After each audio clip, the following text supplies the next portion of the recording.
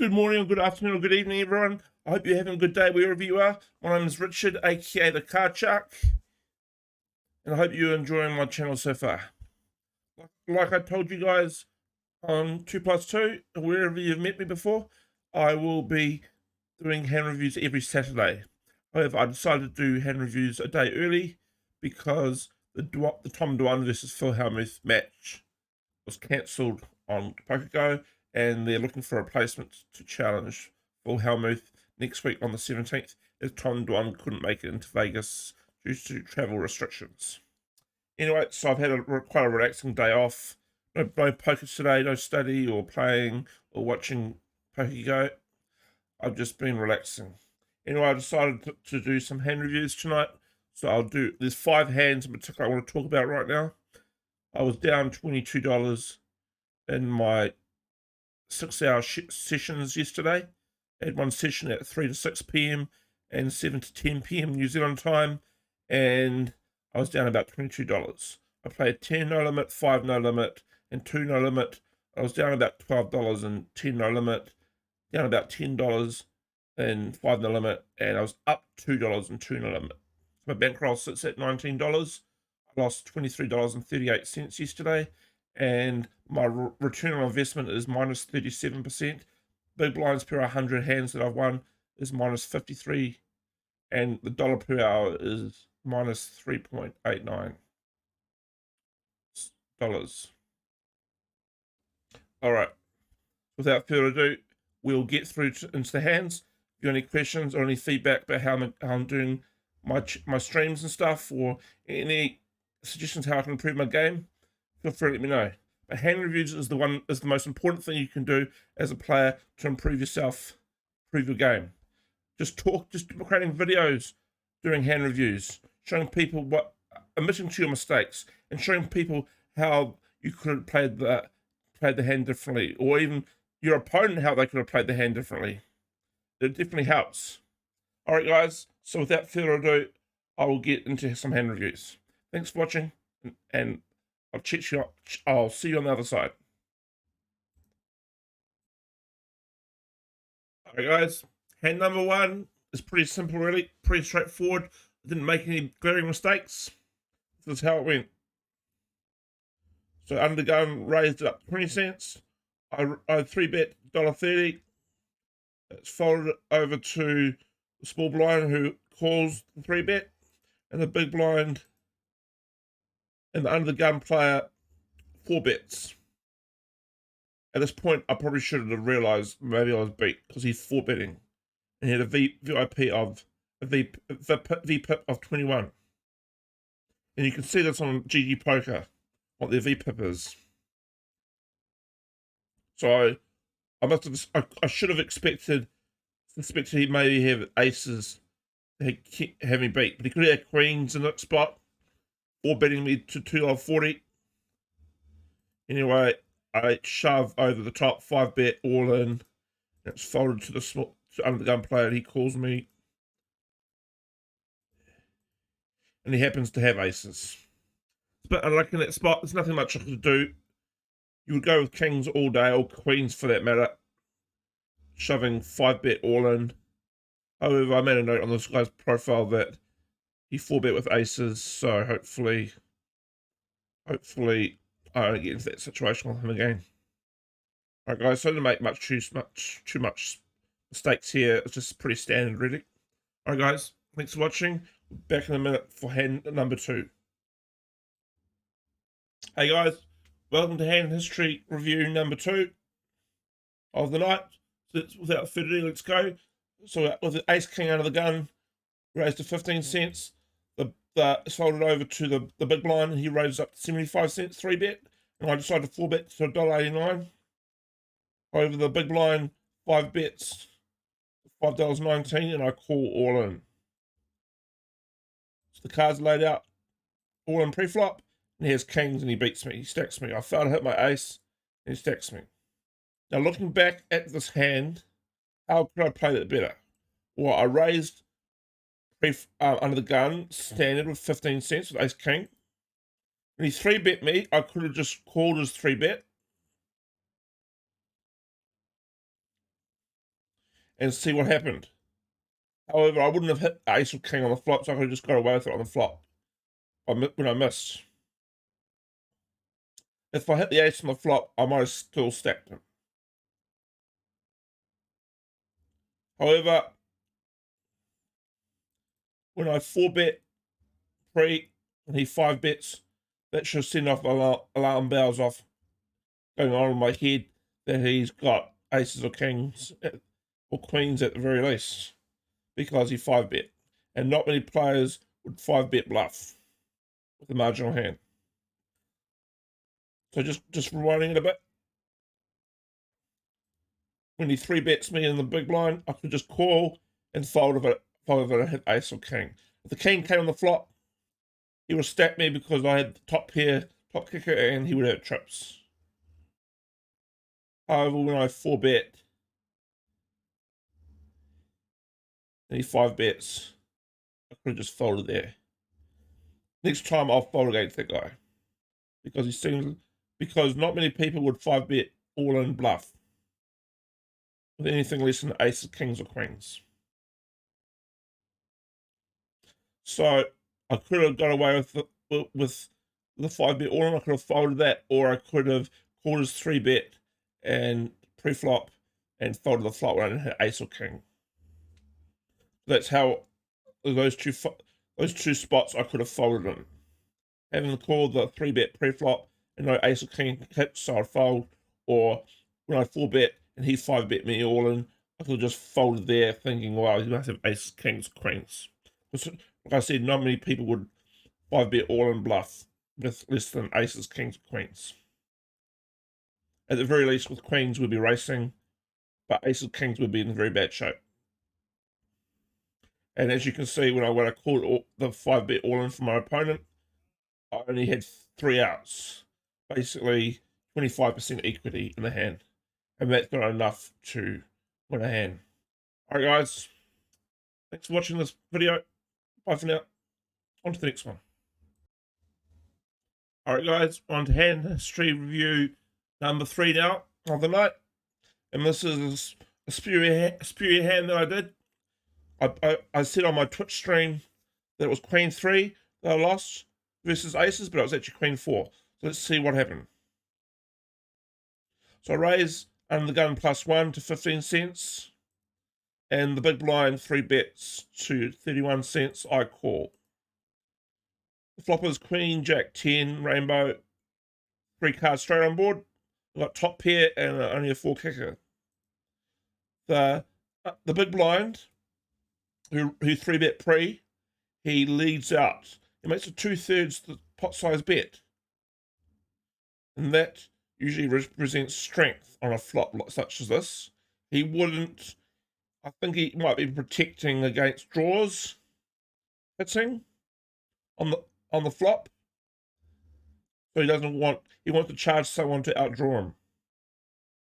That's what I think is 2/3 the pot size bet means. You know, I raise the flop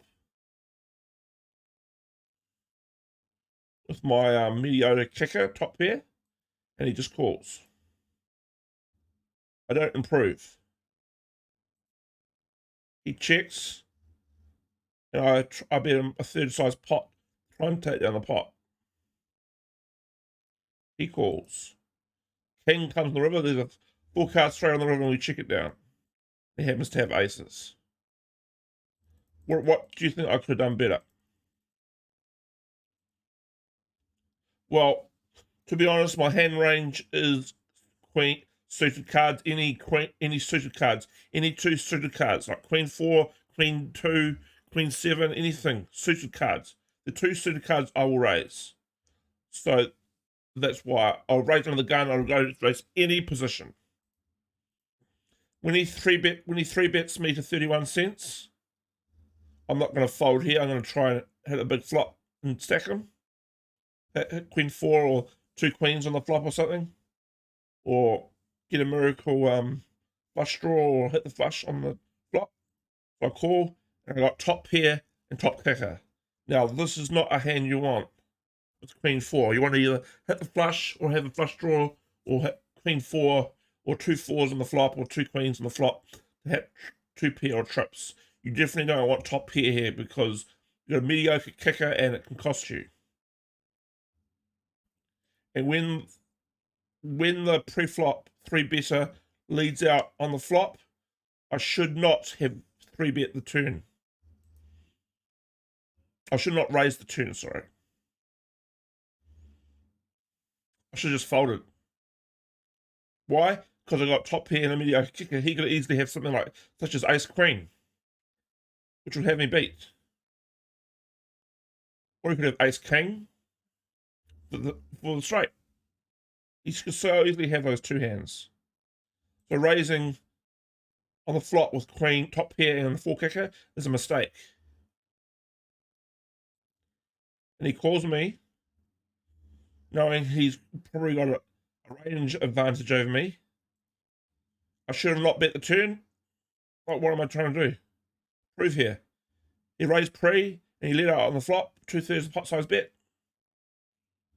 What am I trying to prove here? He must have a hand. Ace queen, at the very least.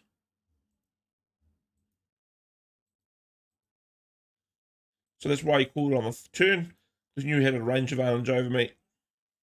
I'm only making a defensive bet on the turn, 1/3 size pot. But the mistake I made is when I should have got out of the hand was, I think calling the 3-bet pre-flop was okay, because I'm trying that's queen 4, 2 queens, 2 4s, or a flush for a flush, trips, 2 pair. That's basically what queen 4 is setting out to achieve, or flush draw at least. 2 hearts on the flop for me to work with. But then if I've had a flush draw, I'll just check call, try and hit the flush on the turn or river, try and keep the pot small as possible. But even if I had a flush draw on the turn, on the flop, and I let out on the flop, he'd probably 3-bet me to protect his aces against my draw. That's what the most smart people would have done. As you can see, I should have just made a wise decision, just folded the flop before I even got crazy on the flop or turn, leaking more chips. I should have just folded the flop. Because what have I got? Top pair and a mediocre kicker. Like I said, with queen 4, you want to either hit trips or 2 pair or a flush draw, or hit the flush on the flop. If you don't get any of those hands, if you hit the 4 on the flop and it's like a bottom pair, when you hit the queen on the flop, that's like, even if it's top pair, you're likely beat in this situation because he 3-bet pre and he chose strength and he bet 2/3 the size of the pot on the flop. So I should have just folded right there. If you guys have any other feedback to give me, feel free to let me know. I think I made the right. I think this is when I should have folded. Of course, top pair is not easy to fold, but 4 kicker, I could have easily been beat against, like I said, aces, kings, ace queen, ace king for the straight. Any of those hands he had, you could easily have, and like you saw, he had the aces straight on the end, so he wasn't folding. Luckily, I didn't go all in on the river or make a big river bet to lose more chips.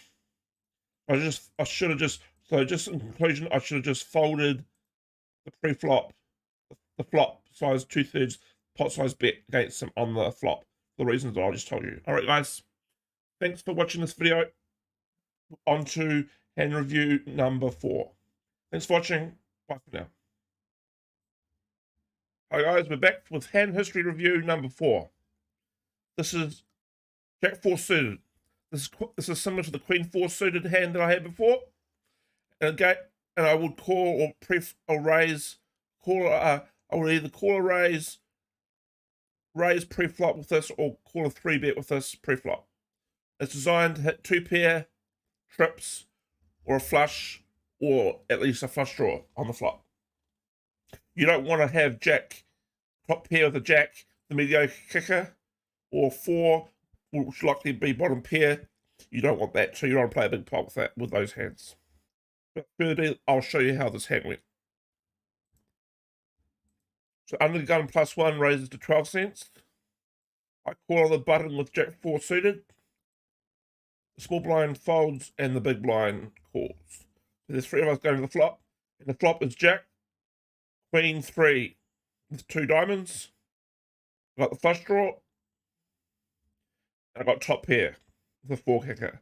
If I had ace jack, this would be a good hand to play a big pot with.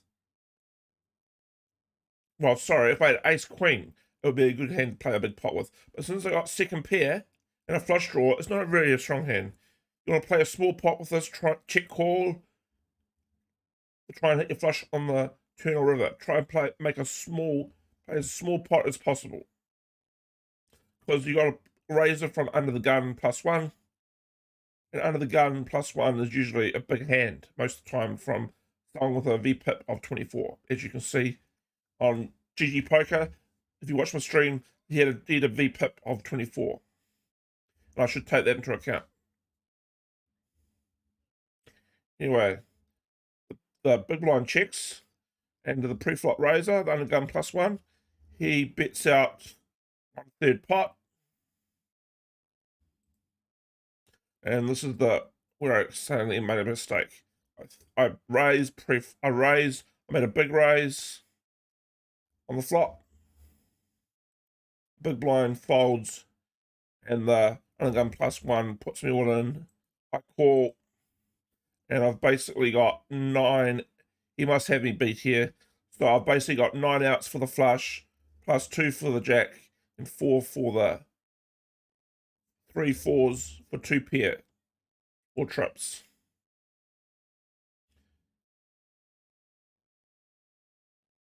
That's 14 outs. So I basically got, and I did see on GG Poker when it was all in and it was revealed his hand was aces, I had a 50% equity in the pot.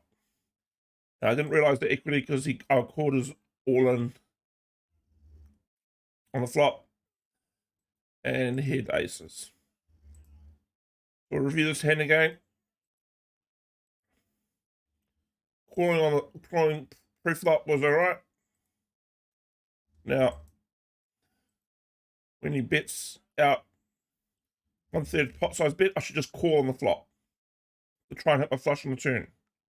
I shouldn't be raising pre-flop, raising on the flop, trying to make a big pot when I have a marginal hand. Because if he's got aces like he exactly has in here, you're going to put me all in to try and make me fold out a draw. Ace. He might think I'm on a draw, so he's going to fold that out. Because Queen Jack, I could easily have Ace King or 10-9 for a straight draw. Or 4 diamonds for a flush draw, which, like I did have. So he's trying to fold out all those draws. That's why he puts me all in on the flop. I should have folded. And he put me all on the flop. It's just stupid, just throwing away my money. This hand plus the other hands I've told you about is the reason why I was down $22. If I didn't, the only acceptable hand that I think I played was the kings losing to aces, because that's pretty standard play. We'll just fast forward. So I should have just called the pre-flop. I should have called the pot size bet on the undergun raise +1. I should have just called his pot size bet. Oh, it's 1/3 pot size bet. I should have just called it, because you want to play a small pot when you got a draw and play a big pot when you got the best of it, which I don't have the best of it. Got second pair and a mediocre kicker and a flush draw. That's all I've got. So I should be calling the flop bet rather than raising. And of course, when I raise, he puts me all in and I call. Even though I got 50% equity, it doesn't get realized and I get stacked. So in review, I should have just, when he bet out on the flop, I should have just called to the. I should have just called all the way to the river, trying to hit a flush, hoping that he could keep the pot small for me, going to the river. And if he made a massive overbet on the river, I'd probably just fold it, especially if I miss my flush. Hopefully he wouldn't make a massive overbet on the flop or turn. In this instance, of course, he only made a 1/3 pot size bet on the flop. Try and make me fold. So I wasn't going to fold with a jack-high flush draw. I should have just, so in review, I should have called the flop bet and not gone crazy on the flop by raising, and he puts me all in and I call. All those things are wrong. First thing is wrong is raising on the flop, and the next thing when he puts me all in, I call it. I should have folded. You want to call all in or go all in when you got the best of it, and you want to fold when you think when you're pretty much behind on a draw. You want to fold. At least during the late stages of a tournament, full stack, that's pretty much the only time I go all on a draw, hoping to force my opponent off a hand. Alright guys, this is a long video. Hope you've enjoyed this one. Thanks for watching. Got one more video to review now, and then we'll get on to some more interesting ones. But this is the fourth of the 5 key hands that I feel that I played in the 6-hour cash game attributed to a $22 loss. So I'll play the 5th hand in a minute. Alright guys, thanks for watching. Bye for now. Alright guys, we're into hand review, history review number 5 of the 5 key hands that I felt attributed to my $22 loss yesterday on my 6-hour sessions on GG Poker. So this is the 5th one in this series, and then after this we'll get on to some other ones. But these are the 5 key hands that I lost the most money in. Alright, so this is the next one. So there's 10-6 in the small blind. Let's play the hand. So the undergun plus 2 raises it up to 6 cents. I call in the small blind, and the big blind also calls. The flop is ace jack 6 with 2 diamonds, like bottom pair with a middle of the diddle kicker 10. Checking around to the preflop raiser, he cbets. Now I go crazy. I don't know why I'm going crazy here with bottom pair with a 10 kicker. I don't know why I'm going crazy here, honestly. He calls me. The preflop raiser and cbetter calls me on the flop, calls my raise on the flop. We check it around on the turn. 10 comes on the river. I've got 2 pair, but I could be easily beat here. He played it pretty passively on the turn. So what's he got here? He could have a draw trying to hit it for cheap on the turn by checking it around. You could easily have that hand. You could also have a straight draw. Maybe 5-7. So opening the straight draw, he could have that too. Trying to hit it for cheap.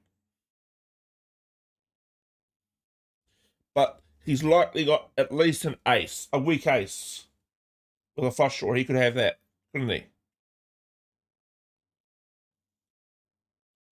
Because the way he played his hand passively, he could have an ace with a weak kicker, or we could have a flush draw. Checking around on the turn, passively trying to get a cheap showdown, trying to hit his flush on the turn on the river. That's exactly what he does. Now on the river, the pot size is 96 cents. I've got $2.19 left in my stack. And he's got $1.55 in his stack.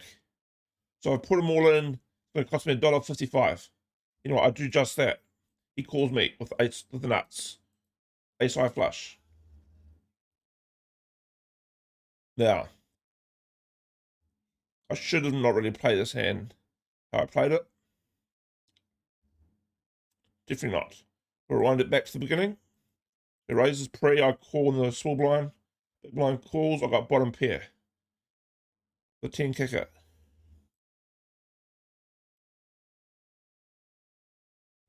Now, I'm not playing. The only reason. Now, I shouldn't have raised the flop. Get crazy to make it a big pot. What am I representing? Well, I've only got a bottom pair. I'm not representing much. And he had the ace and a flush draw. Of course, he's going to call to try and hit on the turn or river. So I shouldn't have called it on the flop. I shouldn't have raised on the flop. Sorry, I should have called it at least. And then the 10-6 on this flop, all you're trying to do is hit trips on the turn, or 2 pair on the turn. There isn't a diamond. You don't want to see a diamond, because you could easily have a flush draw here. And the way he checked it around on the turn, which makes me see he's got a weakish hand, a weak ace or a flush draw, or a straight draw that he's trying to hit on the river. And the wrong card came for me. I got 2 pair, so I thought that was a good enough hand to go with. But unfortunately, he had the flush.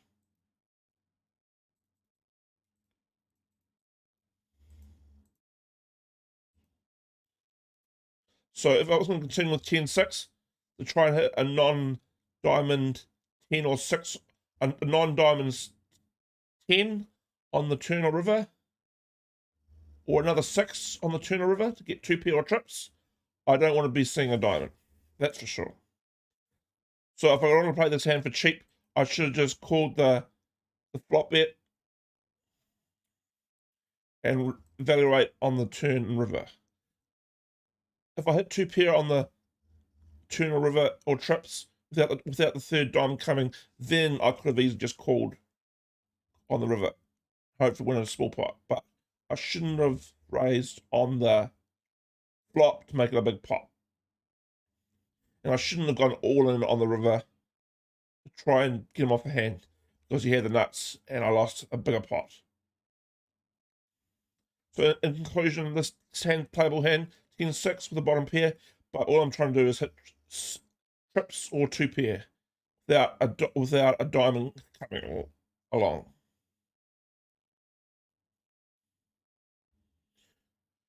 So that's basically how I should have played it. Shouldn't have raised the flop, and I shouldn't have gone all in on the river, that's for sure.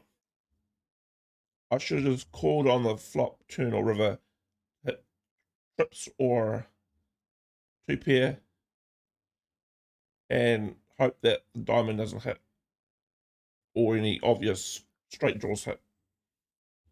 And I should just call, not raise in this hand. This is not a hand you want to get aggressive with. A marginal hand like this. Some pros might play this hand like this, play all the way to the river, hoping they hit trips or 2 pair. But the pros wouldn't go crazy with this. They wouldn't raise the flop or go all on the river when you hit your 2 pair and a third diamond comes, the possible flush on board. You don't want to do that. It's just crazy. So I should just play this passively. I should just play this hand passively, not get all aggressive. All right, guys, that's all I've got to say about this hand. I definitely could have lost the minimum, even if I was calling on the river 10-6 with a smaller pot. I could have even done that, even though he had the flush. Because he might not have had the flush. He might have just had ace king all along or something like that. So I would have bet him with 2 pair versus his top pair. That could have happened. But anyway, thanks for watching. But if he had ace king, the top kicker, he probably would have got aggressive on the turn. He probably wouldn't have checked it around because he had a weak ace with a flush draw. You see, if he had ace king, he probably would have been more aggressive on the turn. He wouldn't have checked around with ace king. He probably would have bet out rather than checking around, which he did with a weak ace and a flush draw. Yeah, these are the type of situations that I have to make better reads in to improve my play. That's for sure. All right. Thanks for watching this, guys. Hope you learned a lot about this. This is the 5th key hand that I had in the 6-hour session yesterday that attributed to the $22 loss. All these 5 hands I lost, and I could have played them better and saved money, that's for sure. Apart from the kings versus the aces, I could have saved money, and all the other 4 hands, that's for sure. All right, guys. Thanks for watching. We'll get on to some more hand history reviews in a minute. Thanks for watching. Bye for now. Good afternoon, good evening, or good morning, wherever you are in the world. It's your boy Richard here. I hope you're having a good evening, good day, wherever you are in the world. Yesterday we did the hand reviews of the 5 key hands that I lost on Thursday, which are attributed to my $22 loss on Thursday. So I did those hands, 5 key hands. The only hand that I think I played okay was kings versus the aces. That's pretty standard, and it's no harm losing with kings or queens for that matter against aces. It was unfortunate. But today we'll be doing some more hand reviews. And I've just, so before we get into them, I just want to let you guys know I'll be going to bed at 11 o'clock at night after finishing my 7 to 10 poker session at night, so I can get up at 8 in the morning and do some more hand reviews before I start the next day. So basically, just to confirm, every day, Monday to Friday, every day, Monday to Thursday, sorry, I'll be playing poker 3 to 6 and 7 to 10 p.m. On Friday, I'll be playing 3 to 6, and Sunday I'll be playing 7 to 10 p.m. And in between those times, I'll be doing hand reviews, constructing my video edits on the video editing program, and publish them on Saturday. So expect to see a new video every Saturday from me on YouTube. If you don't know where my YouTube channel is, you can see it in the ads box on my overlay, or you can go to my 2+2 Poker Forum thread, and you can click on the YouTube link that I provided there. Also, feel free to come to the Discord channel that I've created. We can create a poker study group, and who knows, when we all got money behind us, enough money behind us, we will meet up at the World Series Poker in Vegas one year and play the 10K main event. Wouldn't that be amazing? Without further ado, I just wanted to go through all the categories that I'll be putting all my hand reviews in. Each category, I'll be grouping them in. Each type of hand, I'll be grouping into all these categories you can see on the screen here. I just thought I would point out what each category means. So firstly, a 1, 2, 3 barrel means I'm bluffing the flop, turn, and river all at once, or just the flop, or bluffing just the flop and turn, or bluffing the flop, turn, and river, and the result of the hand. So I might have got called in the river with a 3 barrel, or I might have been folded. The opponent might have folded. So that's what a 1, 2, 3 barrel is. A pure bluff, is not a semi-bluff. A semi-bluff is when you got a draw. A bluff is when you got nothing, you got pure air, and you're trying to make someone fold. Floating the flop is basically floating the flop or turn with marginal hand, like second pair, and you're floating with the intention to try and make your opponent fold at later streets, especially if they check to you. That's a good situation to try and float, take the pot away from your opponent at later streets. Representing the board basically is, well, there could be a 3-card or 4-card straight or flush on the board, and you're just representing the board to try and get your opponent to fold. You might not. It might be a semi-bluff, or you could have a strong hand as well. That situation. A semi-bluffing, like I said, is most semi-bluffing is with draws, like a flush draw or a straight draw, trying to get your opponent to fold. Or even if they call, you might hit on the flop, turn or river your draw to win a big pot. Defensive bet is usually 1/3 size of the pot size bet. So you make it 1/3 pot size bet, and it's mainly designed to try and get your opponent to fold when they're convinced that you're betting with a strong hand. You could be bluffing or semi-bluffing here, but a defensive side bet mainly is designed to get your opponent to fold when you bet, and there's a big pot out there. Like, so example, there's a $10 pot and you bet $3. That's a defensive size bet. A 3-4 bet, I would do 3 bets all the time, a lot of the time actually. And 4 betting, I only made 1 4 bet on Thursday in my 6-hour session. So I'll be trying to make a few more 4 bets to experiment. 2/3 is pot size bet. So basically, well, before we get into that, a 3 bet, in case no one knows, a 3 bet preflop is when there's a preflop raiser and you raise on the top of that. That's 3 bet. But if you 4 bet, it basically means the opponent raises, someone else 3 bets, and you 4 bet over the top. So that's another raise on the top of that. So the 2/3 pot size bet, that's mainly designed to try and get people to fold too, or you're trying to get full value for your hand. A lot of these categories are all similar. Like as you can see, they're all similar, but I'm trying to group the videos in the best way possible. So cbet is basically when you raise pre-flop and you bet the flop. That's what a cbet is. And it's a very strong play, but when you're a lag, cbet has this merit, so you might have to 2 or 3 barrel to try and get opponent off the hand. Overbetting is a good strategy when you think someone likes to play big pots. So on Thursday, I think I won a massive pot with 2 pair. I think it was 9-5 on the flop. I think it was king 9-5 on the flop. Or I think it was queen 9-5. I had the 9-5. The opponent had ace queen, I think it was, and he bet out the flop was top pair, and I think I 3-bet. I think I raised him on the flop, and then he raised over me. I shoved it, put him all in, and he called, and I won with 2 pair. He didn't improve, so I won with 2 pair. So overbet is basically telling people I've got a strong hand. Usually, 9 times out of 10, overbet means you got a strong hand. But you might also want to use overbetting to try and make people fold. Especially when you're a lag opponent like me, a loose aggressive opponent. People will see overbet as either a bluff or you got a strong hand. But overbetting can have less merit when you're a loose aggressive opponent because people know you're very active. And along with me, I'm playing 50% VPIP, which basically means I'm playing 50% of my hands. That I'm down.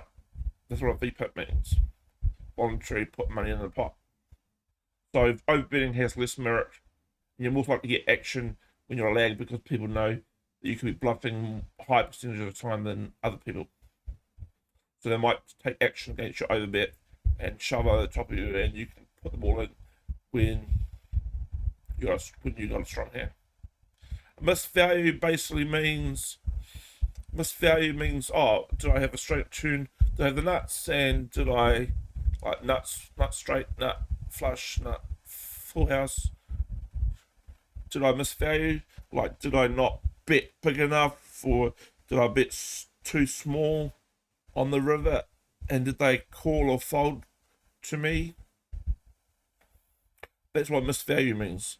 Did I make enough money on my hand? And if not, that's what missed value means.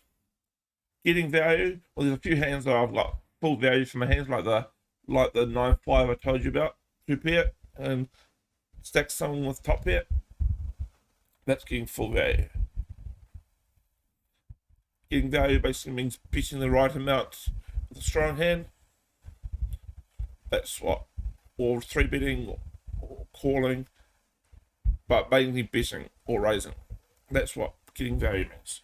And betting the right amount and they call. That's what getting value for your hand is. Outplayed opponent. They can mean a whole lot of things. A few hands that I grouped in that category.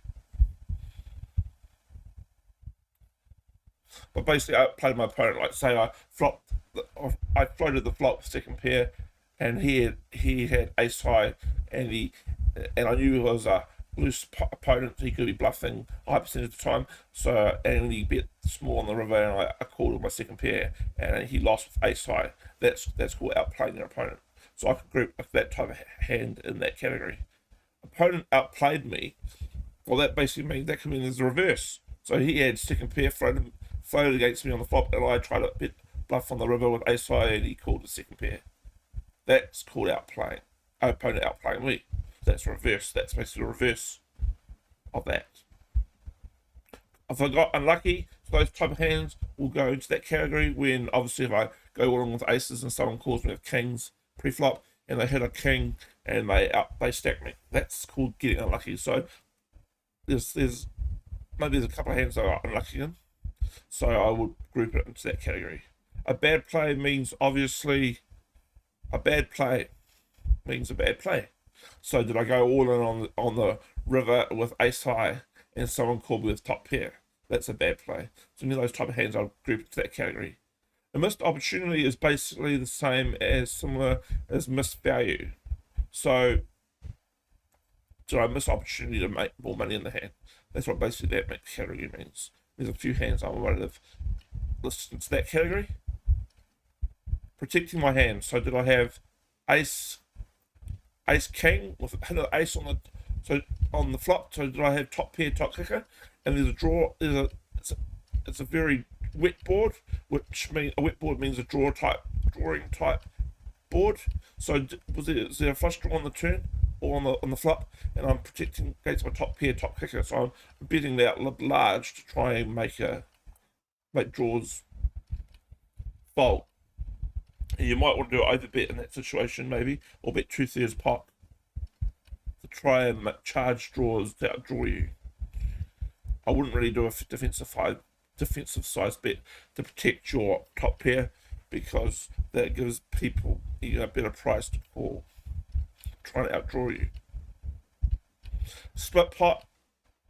I had one split pot, whereas I had the same full house, so I'm unfortunate. But basically, as you can see, all these type of categories in the notepad you can see on the screen, they're all similar things.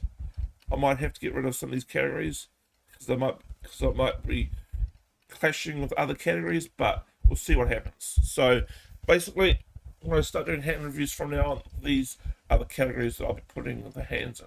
And before I do one section of hands, I will be letting you know which category I'm going to be doing.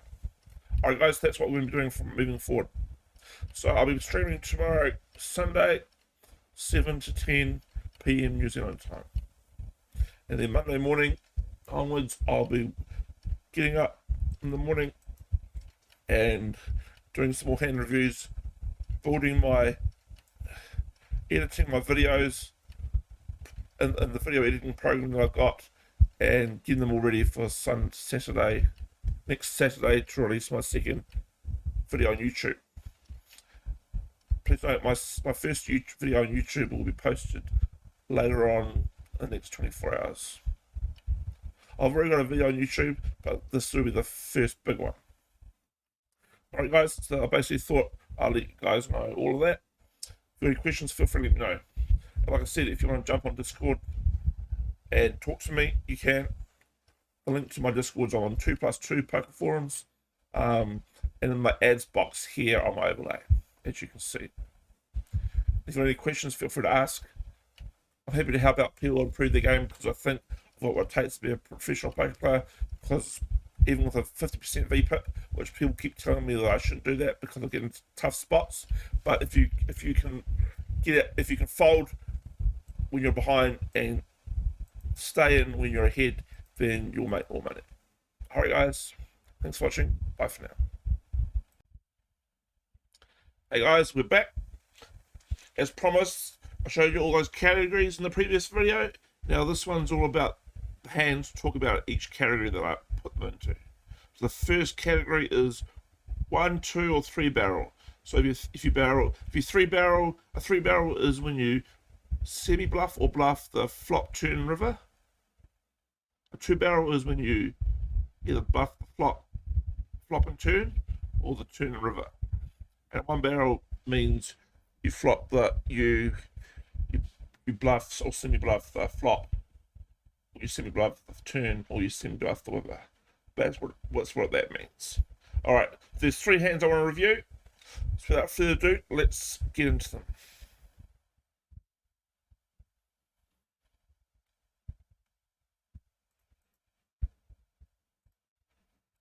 The first one is Queen Jack. Well, let's just see how this hand went first. So the gun raises it up 11 cents. I call on the button. Small blind calls and the big blind folds. The flop is 10-7-4 rainbow. I've got a backdoor straight draw. The big blind check, the small blind checks. The preflop razor under the gun, cbets, and I decided to call with my backdoor straight draw, which is pretty standard. I will call with backdoor straight or flush draws to try and hit the draw on the turn and try and make the straight or flush on the river to win a big pot. You know, I hit my straight. I've now got a backdoor. I now got an opening the straight draw. I need a king or an 8 to hit it straight. The preflop raiser bets out again on the turn, and I call to try and hit my straight on the river. The three of clubs hits the river. Now a backdoor flush hit the river. Can I represent this? Maybe. The preflop raise opens the door by checking to me.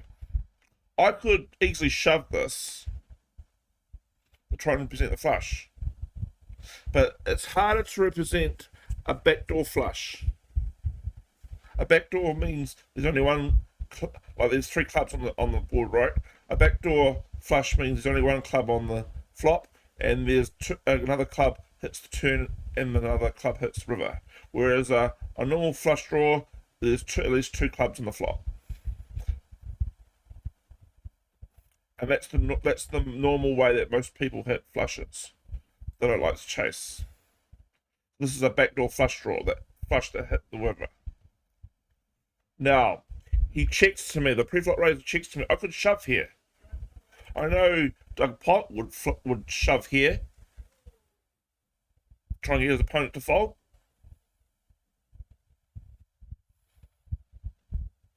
But it's a very ballsy play, especially trying to represent the backdoor flush.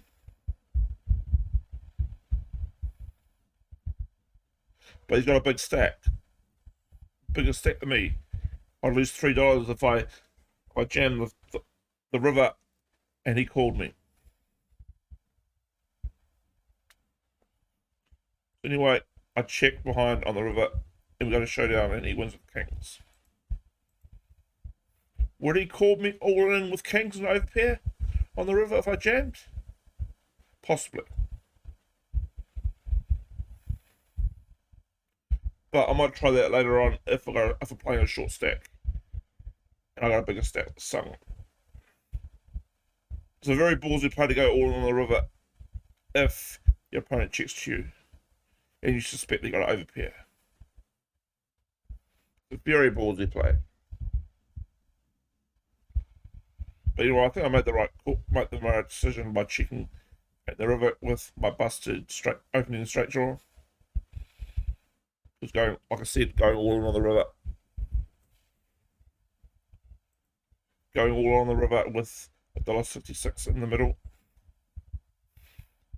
It's a very ballsy play. I don't think if I bet half pot, he would have called. Even if I bet $1, he probably would have called with $1.66 in the middle. I would have to put my $3 in the middle, $2.97 in the middle to put pressure on him. He might have folded in that spot. I might try that sometime. Hopefully it works. But anyway, I didn't do it. I lost the minimum on the river. That's pretty much all I have to say about this hand. Let's go on to the next hand. So this is 1, 2, or 3 barrel, right, guys?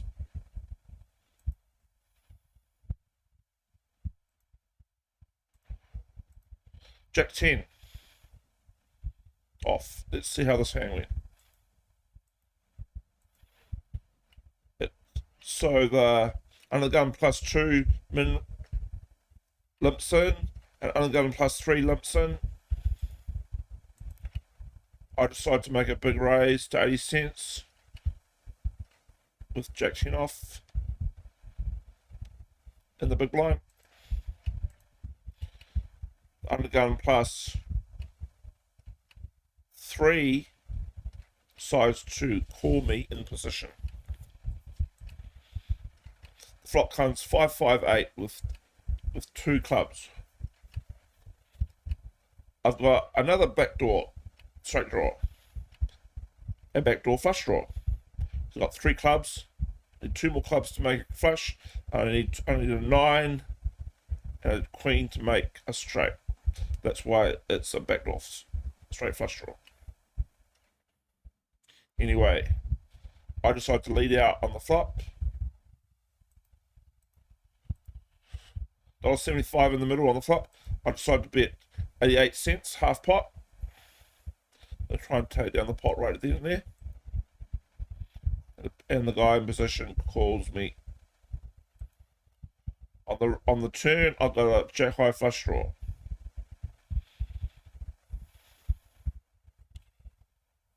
So the backdoor flush draw came in. So now I got a jack high flush draw. I decide to 2-barrel the turn, representing the flush.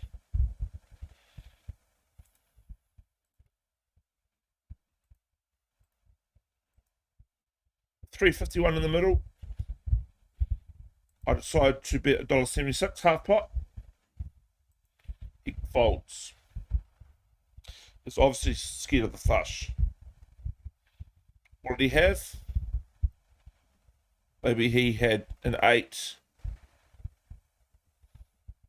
I think if he had 9s, 10s, jacks, queens, kings, he probably would have called. Maybe he had 6, 7 for an open-ended straight draw. Or maybe he had an 8 or under pair. Those type of hands might fold the turn once I 2-barrel the turn. More likely under pair would fold. Or 6, 7 for opening the straight. That didn't hit on the turn.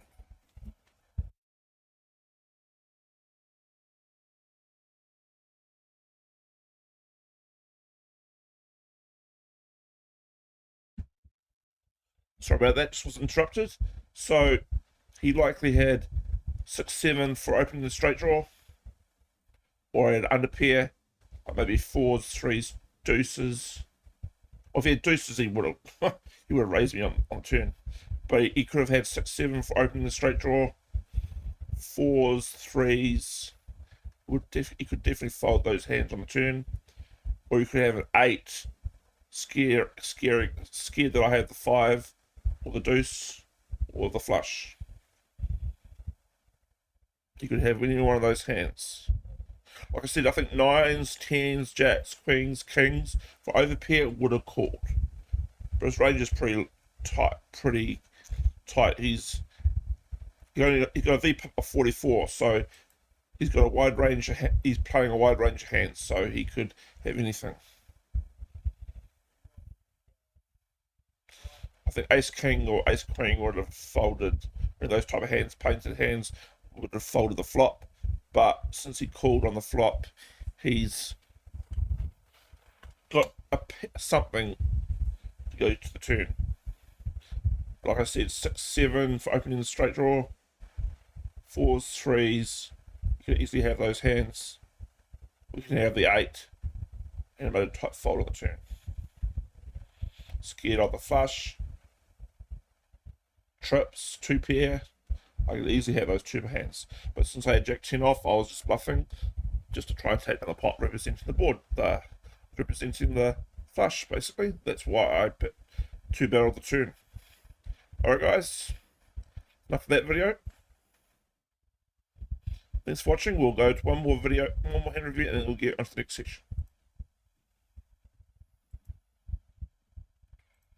Alright, this one's 10-9 off.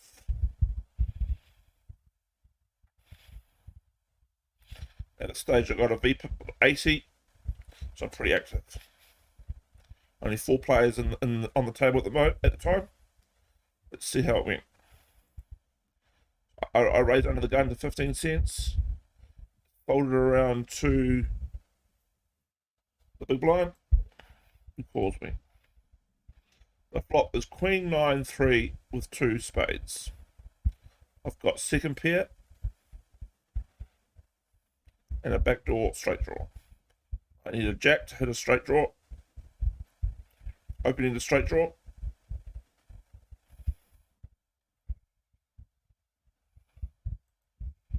The big blind checks to me. I cbet half the pot. He calls.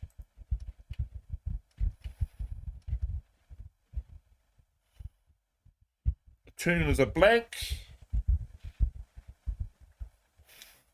Well, he could easily have the flush draw, diamond flush draw, but I don't. But I'm not scared of that card. It's a small card. Doesn't beat my 9. Low card. Big blinds checks to me again. I'll bet a half pot, 2 barrel. He calls me. 2 comes on the river. He could have rivered trips for 2, but he likely wouldn't have called the turn with a deuce. So I ruled out deuces for trips because he would not likely call the turn with a deuce. He could call with a 9 or a spade flush draw, which is hit on the river. If he's got that, I'll find out, and he'll probably raise me on the river if he's got the flush. If he's got a 9, he might fold on the river. Ace queen, he'd probably call, because since I've got a VPIP of 80%, playing 80% of my hands at this stage, he'd probably call me with ace queen. He could have called the turn with 10 jack, opening the straight draw. He's likely got a draw in this hand. If he's got queen, he'll call the river. But if he's got anything less, he's likely got a straight draw or a flush draw. And did he hit the spade flush on the river, or did he have a busted diamond flush draw? So I reckon he's either got the busted. So if he's going to follow the river, I reckon he's either got the busted diamond flush draw or 9 or 10 jack for a busted opening and straight draw. Like I said, if he's got ace queen, he'll call my bet on the river. Now he checks to me, that telling me he's probably got a busted draw. And he hasn't got the deuce for trips or a full house. I don't think he's got any of those hands. So he's either got a busted, I think he's got a busted flush draw or a busted straight draw. He checks me. So I bet out. I check behind. I could have bet in the spot.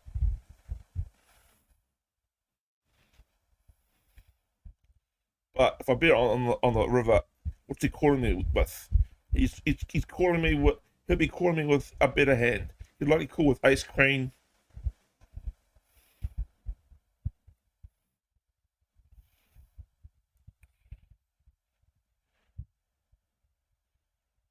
But any other type of, I reckon the only player he would call me with is ace queen on the river.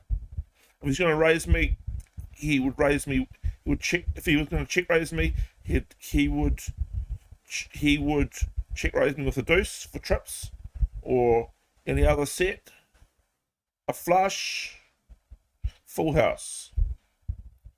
That's pretty much it. He'd raise me with those type of hands, and he'd call me with ace queen or a top pair, and a decent kicker. But since he checked to me on the river, tells me he's probably got a busted draw. So I check behind on the river. He got queen 10. Now he did have top pair, but he was playing. He was. I never talked about this, but he was exercising pot control with top pair.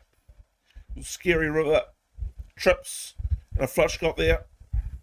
So he was just doing pot control to see if I would bluff in the river. And he probably would have called me had I bluffed on the river. So it was good that I checked behind him. So I think I made the right play here. I think I played the hands correctly. Checking behind here. Because I think it was the right play.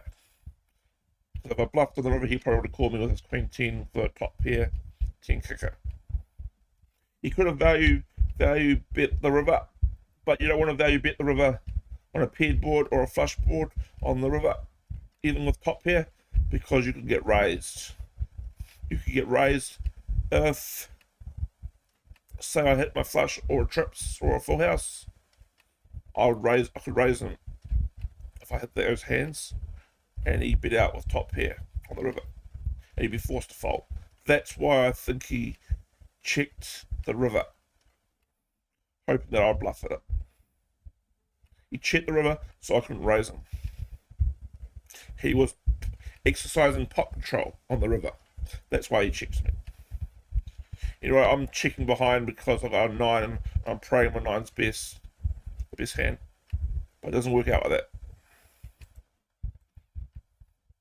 So I think I played it good on the whole hand. I think I played the hand perfectly. And didn't and lost the minimum basically.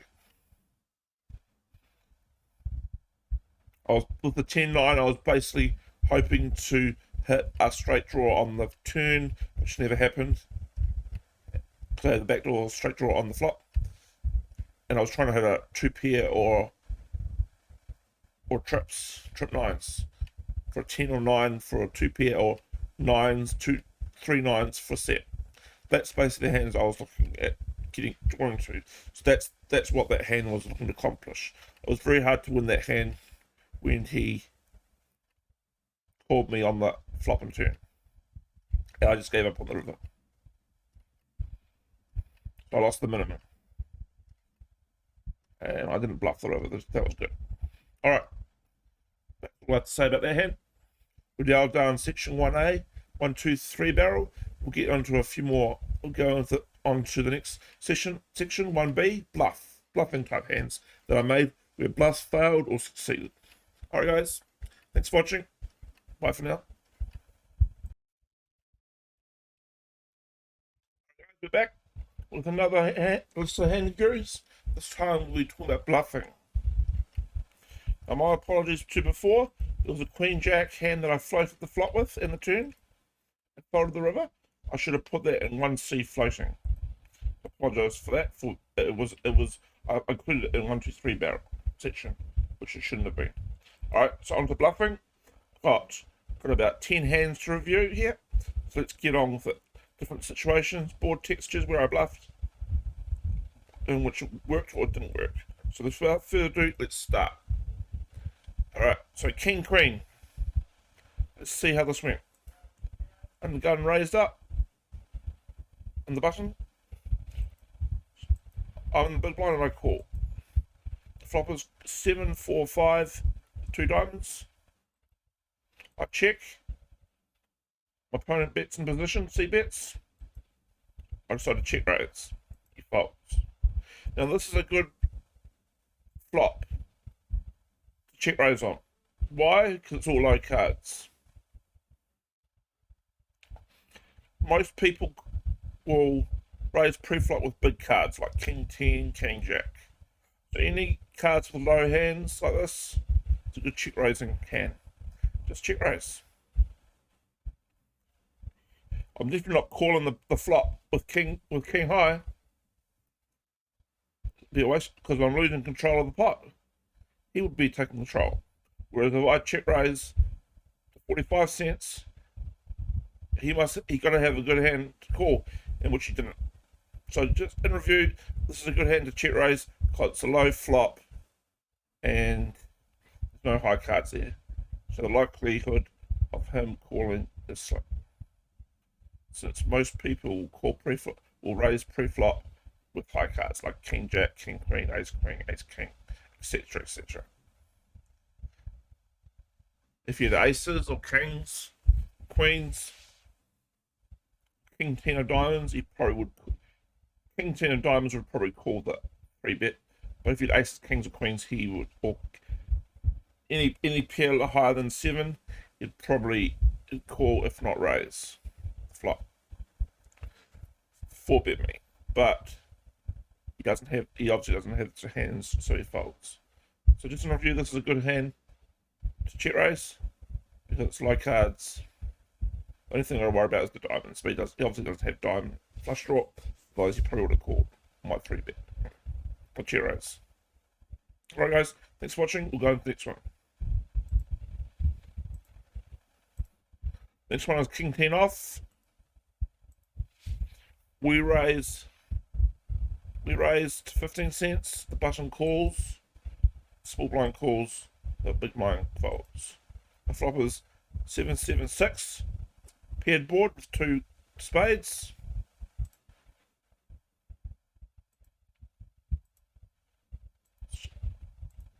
All 3 players check around.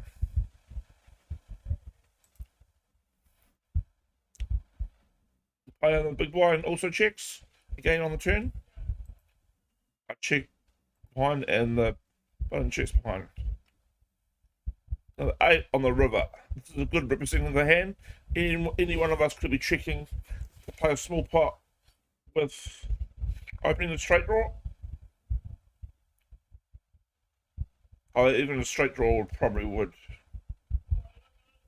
In a straight draw probably would have bet the turn or the flop. Because it's any bluff. But the likelihood they've all got high cards like King Jack, King Queen, King 10, something like that. They all miss. So there's a good chance for me to steal the pot. So I bet out and I fold. So I play by me. You gotta know when to bluff. That's for sure. Next hand, got Jack 10.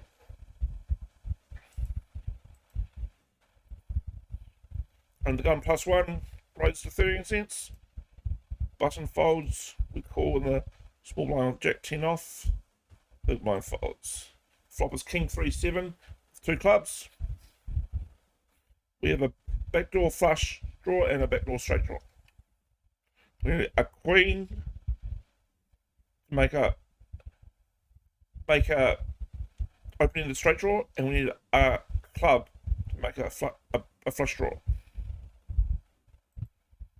I check out of position on the flop. The 3-bet, the preflop raiser. No, that's sorry. I was the preflop raiser. The guy in position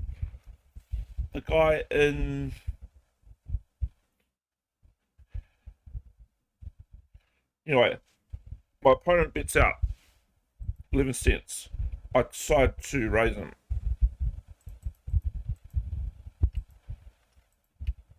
I check the flop, and the guy in position bets out to 11 cents. I decide to check raise. And he folds. Now, why did I check raise? Because again, this is a good flop to check raise on. Why? Because there's only one high card there. Any flop with only one high card is a good contender for a check raise. There's no straight draw out there. There's only a flush draw. So if he had a flush draw, he'd probably call my check raise. If he had the king, he'd probably call too. And King 7, King 3 is unlikely to be his holdings because not many players would have those 2 cards in the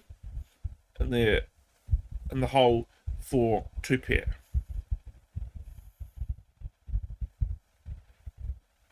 He could, if he had kings or 7s or 3s, I would know about it.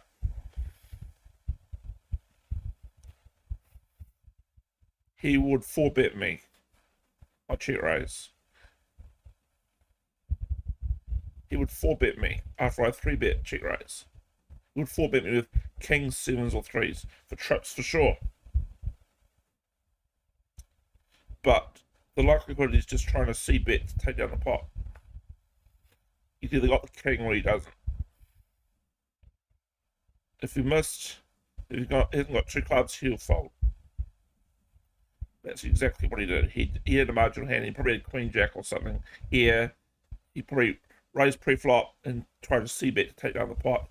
But I smelted out and check raised him on the flop, and he folded. So there we go. That's another good bluff.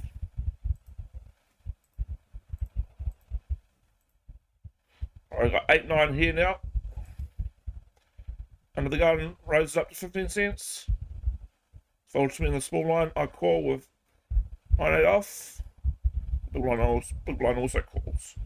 Flop comes Queen 10-6 rainbow. I've got a gut shot. I've got a double gutter. Straight draw. I need a 7 to make a 10 high straight. I need a jack to make a queen high straight. I've got 8 outs. I bid out 23 cents, about half the pot, to try and take it down then and there. Even if I'm called, I could easily represent cards on the turn or river if the 3 card straight hits. If 3 card straight comes on the board, I could easily represent it. I can't expect to take down the pots right here and here, as there's 2 high cards.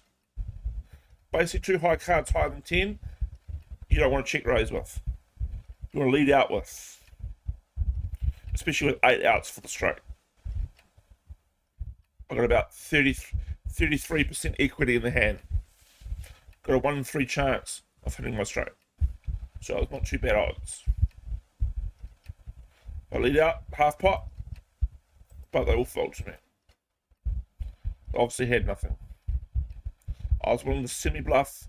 I probably would have been happy to barrel 2-barrel the turn, had he semi-bluffing, if I had got any callers, since I had 8 outs for the straight.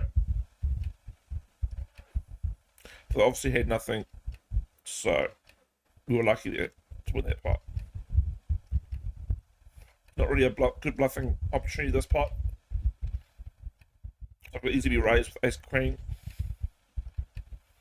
Maybe I should have just checked around to try and hit my straight on the turn. That could have been a better decision, to be honest, rather than leading out, as I could easily be raised with ace queen. Or better hand. Could easily have queen 10 or 2 pair.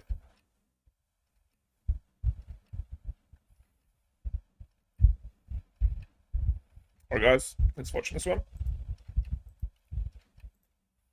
This one got pocket 8s. Another gun +1 leads out to 15 cents. Folded to me in the small blind, I call 15 cents. The big blind folds. The flop is ace king 10 rainbow. Got under pair. It's a very hard hand to bluff because ace king 10 is all high cards, and given there's a VPIP of 19% for the guy who I'm playing with against in this hand, who's under the gun, he's likely got a very good hand.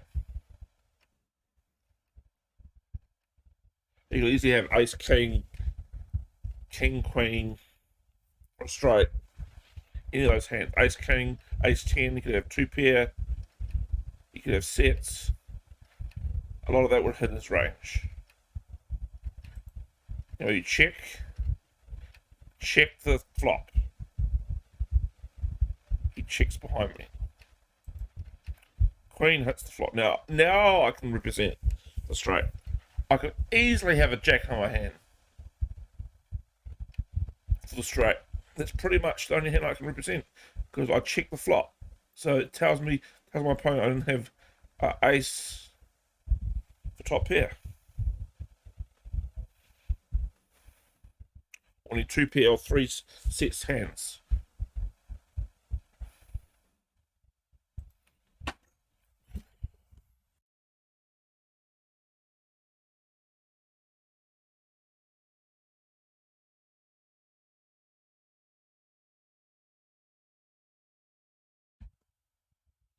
Sorry about, just got interrupted. So I decided to represent the straight with the jack. On the turn, I decided to bid at half the pot, and he folds. So obviously, he probably had an under pair, maybe a 9, 9s, 8s, 7s. He probably had an under pair, just like I did. That's why he checked behind me on the flop. Or he could have had the king or 10 for second pair or bottom pair. If he had the ace, he probably would have bet the flop. But I basically bet half the pot on the turn to try and represent the jack for a straight. That was a good bluff there. Right, guys, that's watching this one. We'll go with the next one. 7-3 off on the button.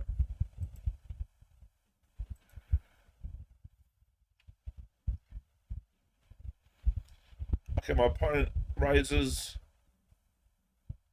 the preflop, and I call with 7-3 off on the button.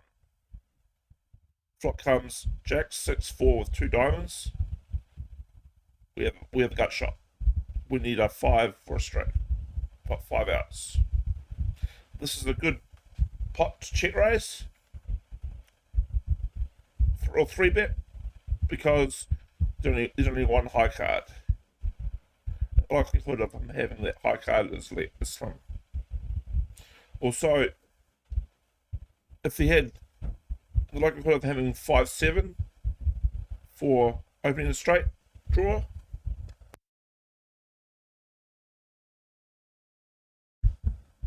it's also slim. However, he could have 6-4 for 2 pair. So if I raise the flop here, he could 3-bet me. 4-bet me, sorry. He wouldn't have Jack 4 or Jack 6 because the likelihood of having that hand is slim. So 6-4 or Ace Jack or 5-7. If I raise the flop, he'd likely call with any of those hands.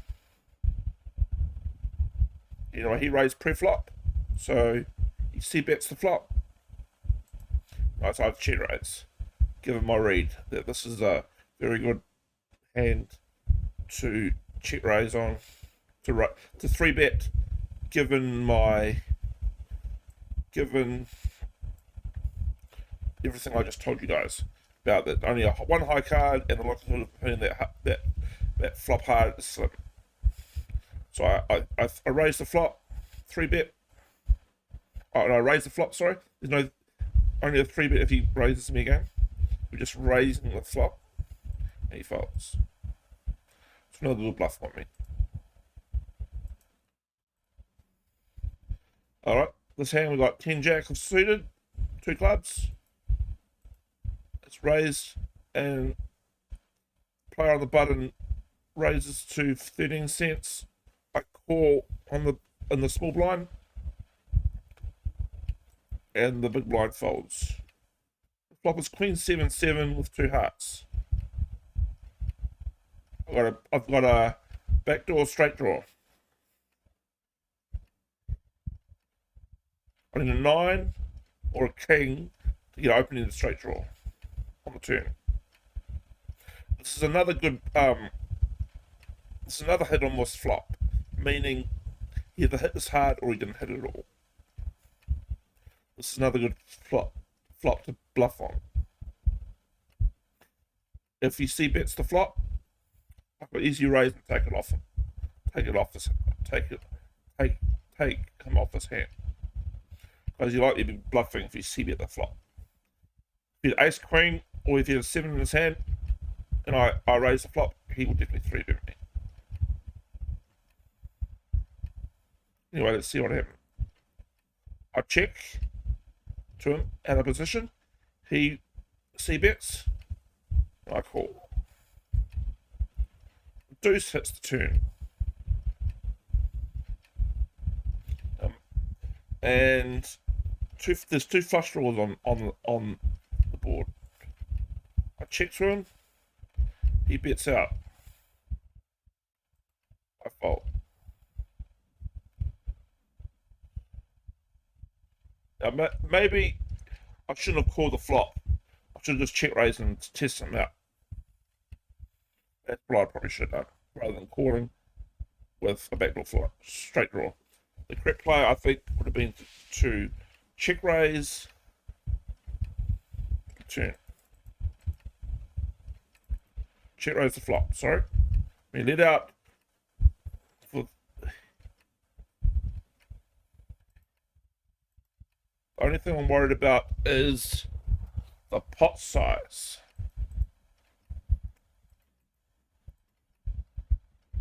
He made a pot size bet, meaning it would be very hard for me to check raise here because I'll have to check raise about $1 to do it. That's probably why I didn't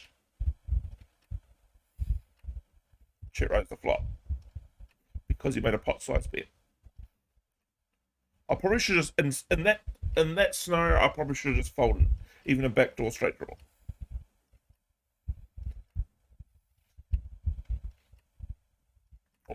He might be betting a pot size bet to try and get me off my hand. He's got a much bigger stack than me. He got $7.43 in his hand. I'm around $4.01. He could just be getting aggressive to take me off my hand. He could have the 7 to try and get a queen to call. But I don't know what to make of this. This is a pot size bet. Not many players are capable of making a pot size bet here in this situation on a hit or miss flop on a paired board.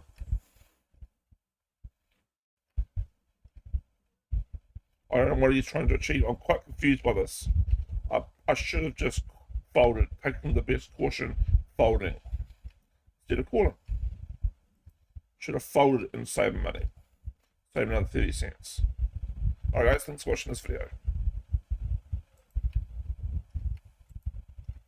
Try that hand, not the video. We haven't not finished the video yet. We've got 3 more hands to go. Alright, this one. Under the gun +1, raises it up to 12 cents. I call in position with Jack 9 suited, and the button calls also. Big blind calls, small blind calls, and the big blind folds. The flop is Ace 7 5 the 2 clubs, or air.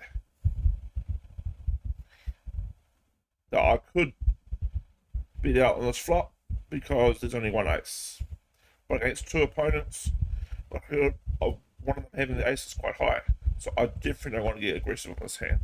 And they could have one of them could have 2 spades, or for a flush draw, or maybe 4-6 for opening the straight draw, or 6-8 for opening the straight draw. So any one of those hands would like to call, the ace included. Let's see how this hand panned out. So under the gun, so the small blind checks, another player checks also, I check, and the button also checks. The ace hits and the second ace hits the flop. It's checked around to the river. Everyone checks to me. It's double paired board. I could easily represent the 7 for a full house. Since everyone checked around, this is a good time to bluff, even against 3 other opponents. They showed weakness on the flop and turn. Obviously didn't. There was the likelihood they've got high cards like King, Queen, King, Jack, King 10, all 3 of them. They did not hit that board hard. I could bet out on the river and get unlucky with someone raising me with the 7. But I don't think any of them got the ace because they all checked around the flop and the turn. So they don't have top pair or trips on the turn. But I could easily have a 7 for a full house here. So I bet it out. They'll fold. It's another good bluff spot there. Jack 9. Suited. Well, let's see how this one went. So under the gun, bets out. Raises it up. I call. Followed to the big blind. Also calls. The flop is Queen 10 5 the 2 diamonds. I've got to open the straight draw.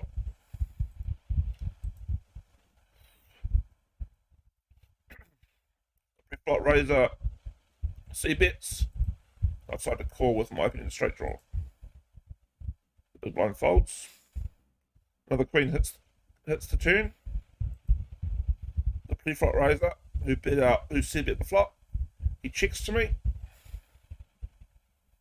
This tells me he's got a weak hand. Maybe he's got a 10. Maybe got ace king or ace 10 or something for a weak hand, and he just gave up on the turn, figuring that I had the queen. So I tell you his check his weakness, and I better on the turn, try to have pot, half size, a bet, half size pot. He folds. Another good bluff spot for me. Last hand, 10-2, 10 deuce hearts. Here we go. Fold to me, I raise it up. Button calls, small blind calls, big blind folds.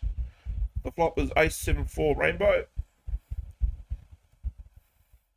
This is a pretty dry board because there's not really many, there's hardly any draws on this board. Only 5-6 for opening a straight draw is a draw there.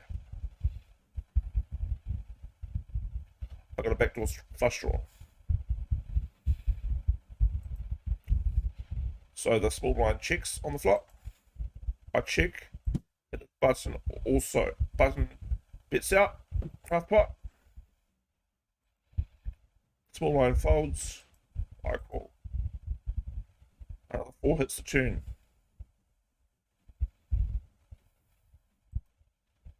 I bet out on the turn. Maybe to try and represent the 4.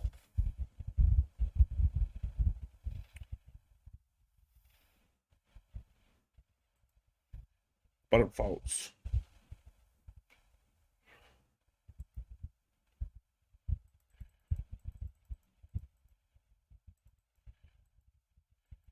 Given the button bet out on the flop, I called. Maybe think he could have the ace. Because when I bleed out on the turn, if he had the ace, he probably would have called. Maybe he had the 7. Or he could have had kings, queens, jacks, 10s, that kind of hand. This is a hit almost flop. He did got the ace. He doesn't have anything at all. Likelihood of having a 4 is slim.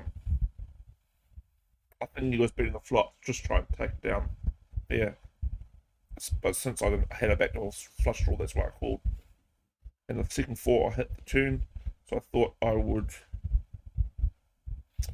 try and represent the 4 on the turn, or represent the ace, which I don't think he had because he folded. We could easily have the ace, so maybe it wasn't a good idea to lead on the turn, but that's the only way I could win the pot because I have got hardly any equity in this hand because I haven't got any draws. So my only chance to win the pot is to bet and hope he missed, and then he just cbet with the air on the flop, and it happened to be like that because he folded. Thanks for watching this video. So now we've finished the bluff sections. There was 10 hands there that we just reviewed. Good bluff spots. Some bad bluff spots, but most of them were good. So I think my bluffing game's on point. Alright guys, the next section we're going to do is floating. So watch out for that video. It'll be coming soon. Thanks for watching. Bye for now. Hey guys, we're back with the next section of 1C floating. Without further ado, let's get into those hands. Not many in this section, but I think only 3 of them, so this will be a quick one. 4 of them. Okay, so let's go. So we got Queen 8 of hearts and the big blind, on the small blind. Let's see how this hand pans out. So I raised to 15 cents in the small blind. The big blind raises me. 3 bets me on, I call. The flop is 7-6 deuce with 2 diamonds. Got a backdoor straight draw. I need a 9 or a 5 to have an opening straight draw. I checked the preflop raiser. He checks behind.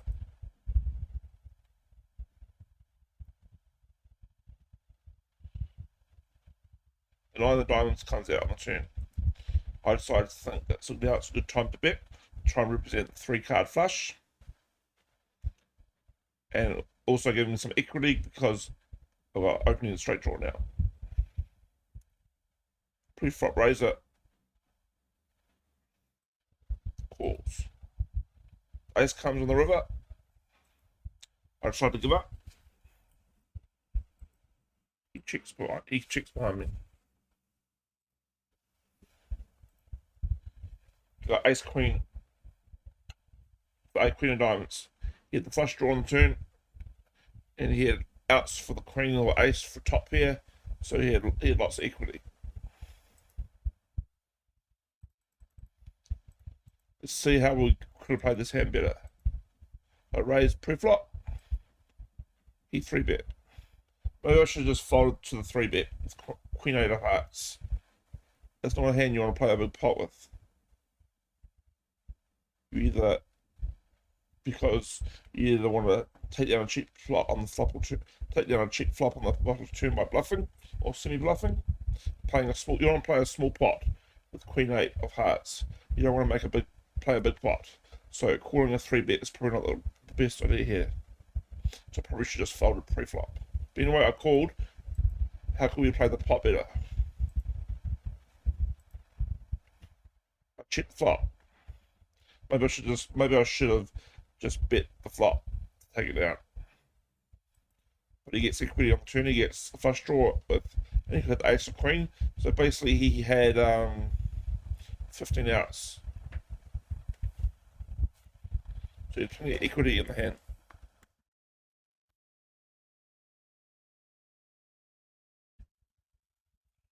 It's interrupted. So he had ace queen with the queen of diamonds. He had plenty of equity in the hand.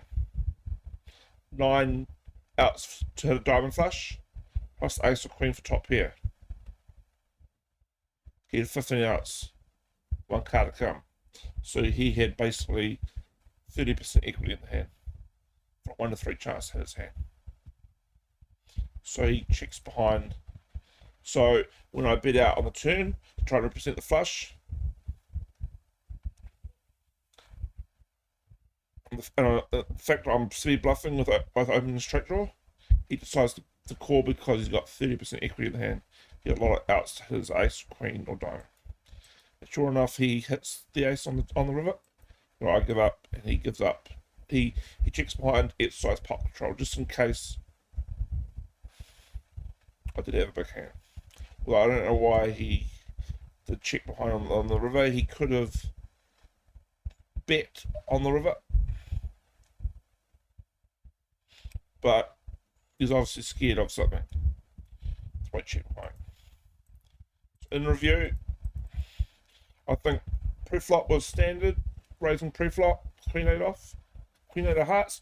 Remember that type of hand, I'm pretty much, my main aim is to hit 2 pair, queen and 8, or 2 queens on the flop for trips, or 2 8s on the flop for trips, or queen 8 for 2 pair, or queen 8 for a flush, with a flush draw on the flop, and try to hit it on the turn or river.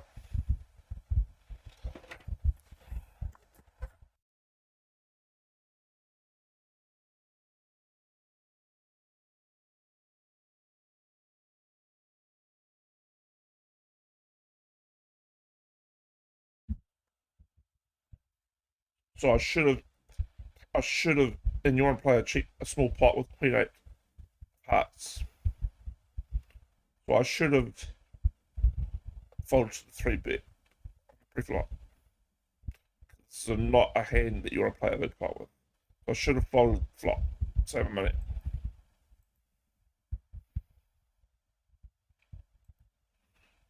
And since I'm out of position, it's hard to gauge what he's got. Since I'm out of position.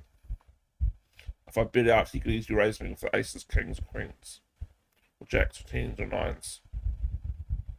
But he's representing a big hand here when he's 3-bets preflop.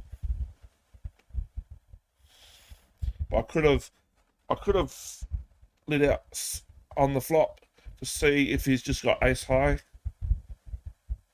because that's what he could have. 3-betting. It's in his 3-betting range. This is the pit. Voluntary put money in the pot, 26%. I should have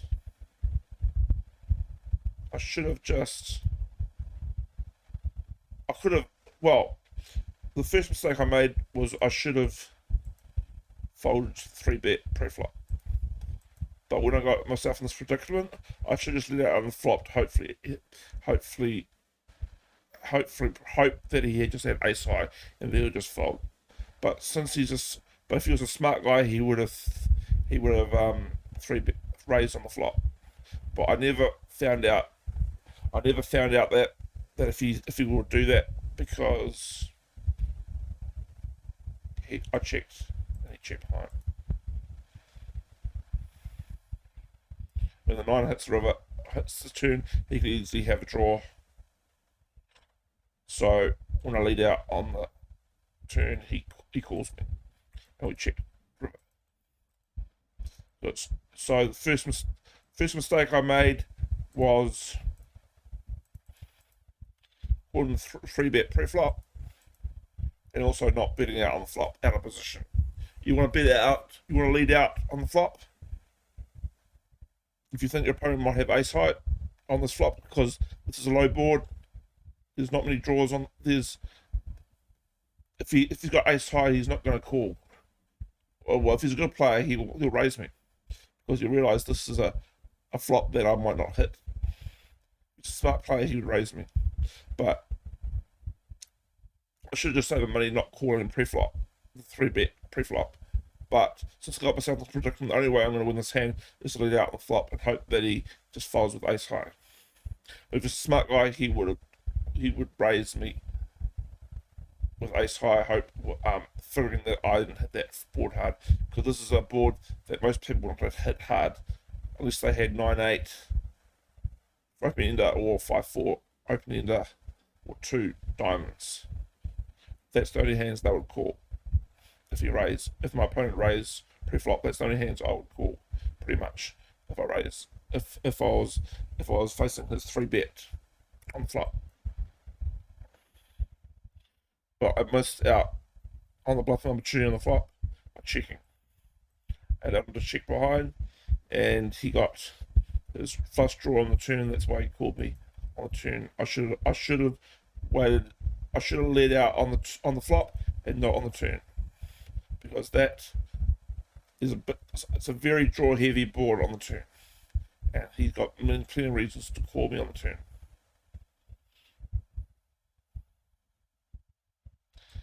If I led out on the flop, he might have folded. But he was a smart guy. He might have raised me, like I said, for the reasons before.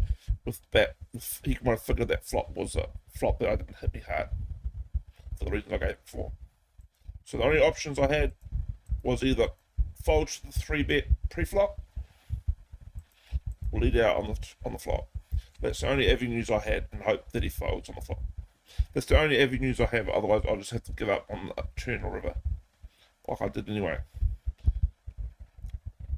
Alright, so that's pretty much the state of play for this hand. Alright, thanks for watching this hand. Let's get on to the next one.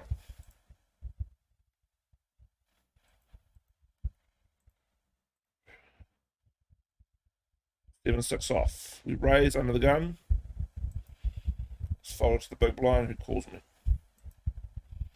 Flopper is ace 7-6, ace 7-8 with 2 diamonds. We've got bottom pair. Let's check to me. I check behind. Jack of hearts hits the turn. Doesn't change much. Pretty much a blank card. My opponent bets out on the turn. Makes a pot size bet. I call. Another jack hits the river. Opponent checks to me. I decide to check behind. He got king 10. So he had king high. Let's see how we could have played this hand better, if any. So I raise preflop, and the big blind calls, and I flop bottom pair. He checks, and I check behind. Jack hits the turn. Decides to make a pot size bet. Try and take it down. I'm floating with bottom pair here. To hope he'll shut down the river. And sure enough, he shuts down. Near king high. There's not much else we could do in that hand. We had a very weak hand. only hand that I could lose to is basically king high, queen high. That's only two hands I could pretty much lose to. So I played the hand, okay. Played a small pot. I decided to call him on the turn to see what he'd do on the river, and he just shut down. And I happened to win with him having king high and I'm having bottom pair. Quite lucky in the hand. There's not much else I could do in the hand. So I think I was watching that one. 3-7 of diamonds. It's raised on the button, and I call on the big blind. Flop comes queen 4 deuce, rainbow. I've got a backdoor flush draw, and that's pretty much it. I check to my opponent, and he bets out. Third size pot size bet. Just had to float, see what happens on the turn. I've got an open ended straight draw on the turn. He two barrels, 2/3 pot. I decide to call. Hit my 7 on the river. I lead out. And he calls. Queen high with pot pair. How are we going to play this hand better? So he raises it on a big blind, on the button, I'm sorry, with 13 cents. I call. And a backdoor flush draw. He c-bets. I check to him on the turn. And I got a straight draw. He two barrels on the turn, and I've got a good hand, good draw, opening the straight draw. So I got 8 outs to hit the straight. So I basically got 33% equity in this hand. I call. Now hits second pair on the river. The mistake I made, I should have shut down here, because he's got a VPIP of 28. He's not bluffing here. He's a very tight player. He two barreled on flop and turn. I check called his two barrel on the flop and turn. So he must have something. He's got a VPIP of 28. He must have a good hand. I don't know why I let out on the river. I should have just check fold. I lost 80 cents in that pot. I should have just check folded. Because what's he got? With a VPIP of 28, he must have a strong hand. So even though I hit second pair on the river, I should have just folded. Rather than leading out, I should have just check folded. So that's pretty much where I should have ended the hand right then and there. Alright, thanks for watching this video. That hand anyway. How many we got left? One more. 3-6 of hearts. So he raises it up, undergun +1. Fold it over to the big blind, who calls me. The flop comes 9-7-3 with 2 diamonds. We've got bottom pair. Decide to c-bet the flop. Opponent calls me. So did we c-bet? Let me see. Did we bet pre-flop? Big blind calls. The big blind checks to me, and I c-bet with bottom pair. He calls. Another 9 hits the river. The big blind shuts down. I shut down D-size pot control. I hit 2 pair on the river. But I don't have if he had 9s, 10s, or jack, if he had 8s, if he had like pocket 8s for some reason, he would have 9s and 8s, and he would have me beat. I don't think he's got the 9 because he checked the turn. He could easily have the flush on the river.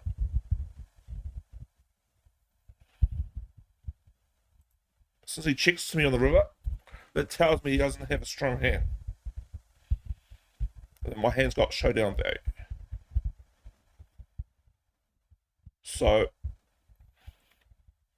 but I decided to bet out to try and get value for my hand. He folds. I probably should have just checked behind on the river because I got showdown value. Since he checks me, he probably doesn't have a 9 for trips, and I don't think he's got the flush, otherwise he would have bet with flush on the river. And if he had a full house, he would have bet too. And if he had a gut shot for a straight, he probably would have bet too. So since he checked on the river, my best play would have probably been to check behind for showdown value. That's pretty much how I should have probably done the pan better. And I haven't spoken about showdown value yet, but showdown value is basically when you got a strong enough hand to win at showdown. After the river, after all bets have been made. So instead of betting out on the river, I should have just checked behind, because I think 6-3 is a good enough hand to win. Because if I bet on the river like I did, what's he calling with? He's calling with a stronger hand. He's not going to call with a weak hand, I don't think. And I could get raised.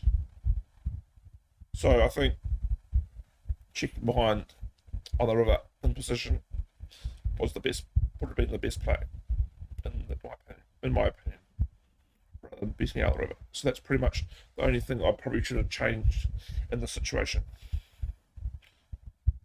Alright guys, thanks for watching this video. We've finished all the floating videos now. Only a few of them.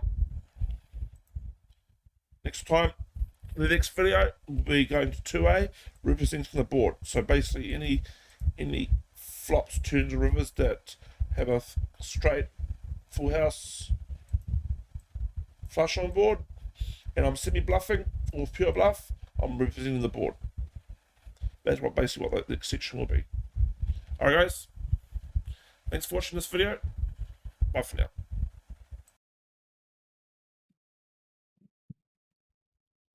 We're back with another video. This time it's about representing the board. Like I told you before, representing the board is basically semi-bluffing as well. Something to do with semi-bluffing or a pure bluff. So if there's a 4-card straight on board or a 4-card flush or a double paired board, you could easily represent the board by taking down the pot, by representing the flush, straight, and full house. That's the common scenario of representing the board. Or if it's a low board and the ace comes on the river, you could represent the ace. If one high card hits the river, you could represent the high card on the river. So hopefully you get your opponent to fold. All right. So we've got a few hands here where I represented the board. So let's go through them. So this hand I got King Jack of diamonds. It's folded to me. I raise it up to 8 cents. The small blind calls me, and the big blind calls. The flop is 5-7 deuce with 2 hearts. The small blind player cbets. Big blind folds. I call. I check raise.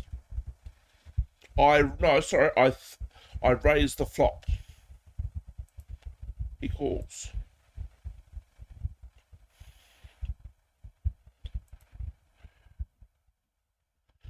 And he raised the flop, which makes me think he's got a hand. He could have 10s or jacks here with an overpair, because he called my raise on the flop. He could have anything here, but he checks the turn to try and exercise pot control. That's pretty much what I think he's doing here. I check behind to hope I can represent the board, or hit a king or a jack to hopefully hit top pair. An ace hits the river.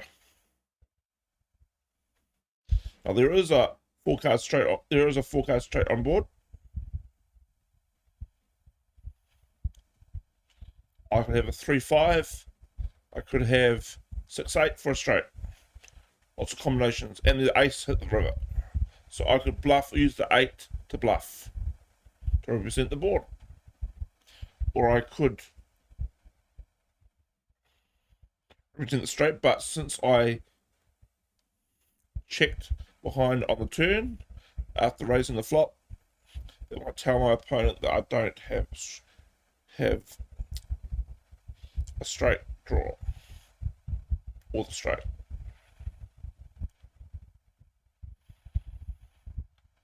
he also might think that I might be raising the flop with ace king, ace queen, something like that, because the flop is quite harmless because they're all low cards. The only hands that would call a raise on the flop is an overpair, pretty much, because maybe tens or jacks, something like I just said, because if they've got two hearts, they've got a flush draw, they'll call. If they've got a straight draw, like 3-4, opening in the straight draw, they'd call on the flop. But apart from those hands, they probably wouldn't call. So it tells me they've got either a straight when they call the flop. Let's rewind it.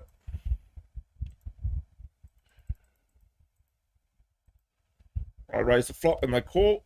It tells me they've either got a draw or they've got an overpair, I reckon, pretty much. The 4 hits the turn, so they could have completed their draw easily. They checks me. I check behind. That tells me they probably don't have a draw. Otherwise they might have hit it on the, because if they had a draw, there's a full card straight on board. There's no full card straight, but if they completed their draw on the turn, they probably would have bet out, but they checked. So it tells me they don't like that board. So they probably have the overpair. Maybe tens or jacks. You know, the ace hits the river with $1.40 in the middle. They checks me, and I bet out. I make an overbet. I make a 2/3 pot size bet. Pot is $1.40, and I bet out $1.05. 2/3 pot. Try and get him to fold. He got a small stack just like I do. It'll cost most of the stack if he calls. He folds. So I successfully represent the board with ace high there on the river.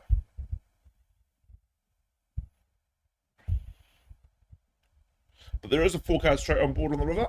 It was ace deuce 4-5. I could easily have a 3 in that spot.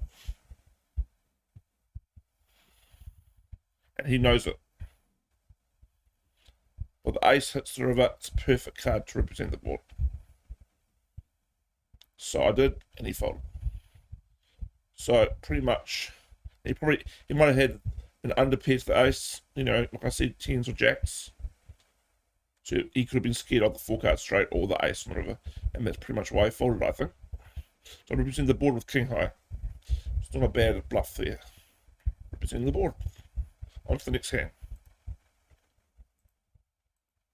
This hand we got jack 8 off. The button raises, or limps in. It raises. I call in the big blind with jack 8 off. Now we got a gut shot straight draw. We need a 10 to hit a jack high straight. 4 outs there. I'm out of position in the big blind. I check on the flop, and the pre-flop raiser cbets. I call, hoping to hit my straight or a jack. 3 hits the turn. Doesn't improve me. I check, and the pre-flop raiser shuts down and checks on the turn. Now 5 hits the turn. There's a 4 card straight on board. Just like the previous hand. There's a 4 card straight on board. I could easily represent this. I could easily have a 6 in my hand. He could easily have a 6 in my hand. But I'm going to find out if he's got the 6. If he's got the 6, he'll raise me on the flop. But the pot's only 19 cents. I'm willing to bet on the river to try and get him to fold, because he might be scared of the 6 for a 4 cards for a straight. So he'd fold. If he's got the 6, he'll raise me. But if he's got anything else, he'll probably fold, because he's probably scared of the 6. If he's a smart player, he'll call on the river with an overpair or a 9, because the pot's only so small, 19 cents, but his VPIP's only 14%. He only plays 14% of his hand, so he's a tight player, and he could easily fold, being scared of the 6. You know, I bet on the river, I'll make a pot size bet. He folds. There was excellent pot control there, representing the board. What I could have done better? Let me see. There's nothing much else I could have done. I called on the flop, a free cbet with a cut shot, straight draw, 4 cards to the straight. We checked it out on the turn, and since he shut it down on the turn, I decided to bluff the river, representing the 4 card straight with a 6. Like I said, even if he had 10s or jacks or a 9, he could easily just call that bet because it's quite small. But pot size bet, he's doing like 14% VPIP, so he's likely to shut down if he hasn't got the 9 or a 6. If he's got the 9, he might shut down. But he's obviously scared of the 6. He's obviously a really tight player who shuts down. So that was excellent. It's an excellent hand I played. And that pot size bet put extra pressure on him. So he only had $2 in his chip stack, and I made it 19 cent pot size bet to make him flop. Thanks for watching that hand. Alright, this hand is Jack 5 spades. On the gun player raised to 13 cents. I call. The pot is King 8-3 with 2 hearts. I've totally missed the flop. I decided to check on the flop, and the preflop raiser decides to check behind. A 3 hits the river. It's the turn, sorry. Still have got nothing. I decided to bet the turn. See what he would. I decided to bet the turn, which is 2/3 pot size bet, and he folds. So obviously he didn't have much. He raised preflop, and on the flop he didn't like it, so he checked behind and allowed me to bluff. So he obviously hasn't got the king, and if he got the 3, he'll raise me on the flop if I bet out, which I did. So obviously he doesn't have the king, and I don't think he's got the 8. Otherwise he could have floated. But he's only got a 24% VPIP. All these type players say people with a 50% VPIP cannot make money at poker, but I say yes they can, as long as you stick to a strict strategy of when to play pots. So I bet out on the turn when he checks on the flop, and basically invites me to bluff, representing the 3 or the king or the 8. I think he missed it completely. He just took one shot. He decided to shut down on the flop. He didn't like that flop. So he basically invited me to bluff on the river on the turn. And he obviously had might have queen jack or something. He complete air, so he folded. Good players would cbet the flop with air.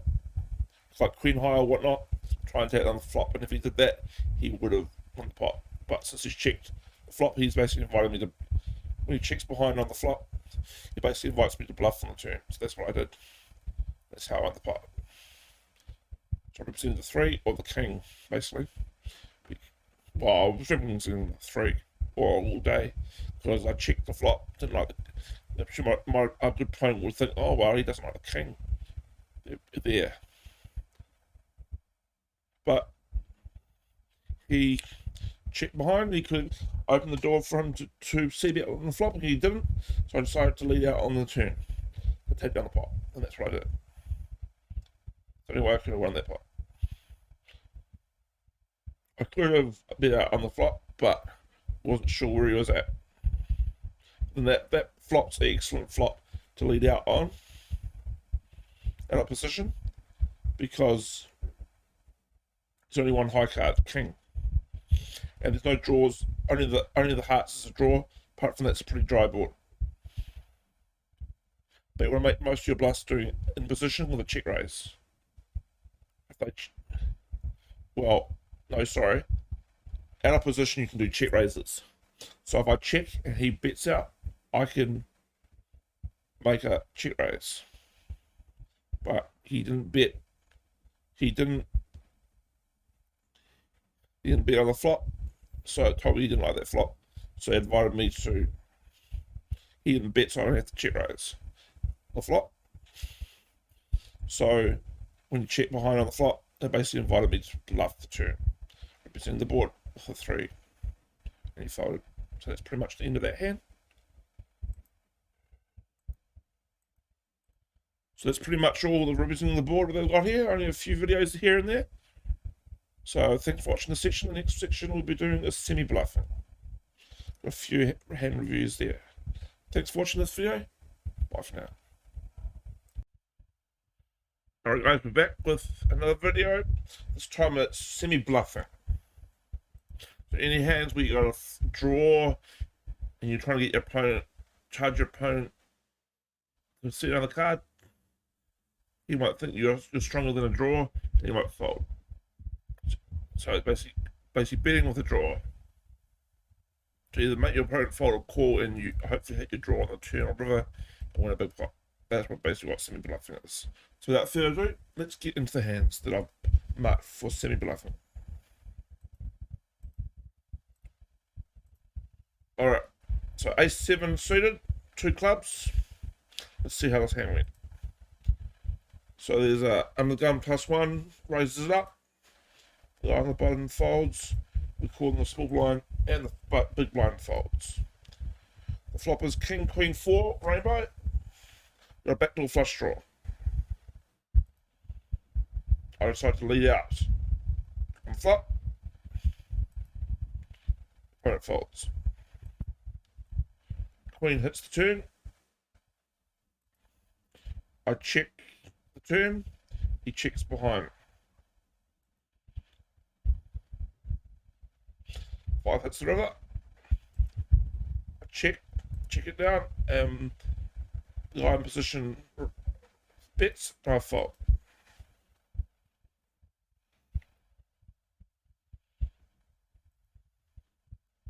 How I could have played this hand better, or calling the raise preflop is standard.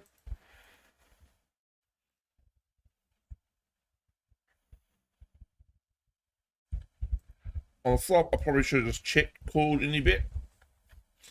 Still leading out, because it could be open to raise, getting raised, and I would have had to fold that hand. But he probably would have bet anyway. He probably would have cbet if he's a smart guy. A $7 stack.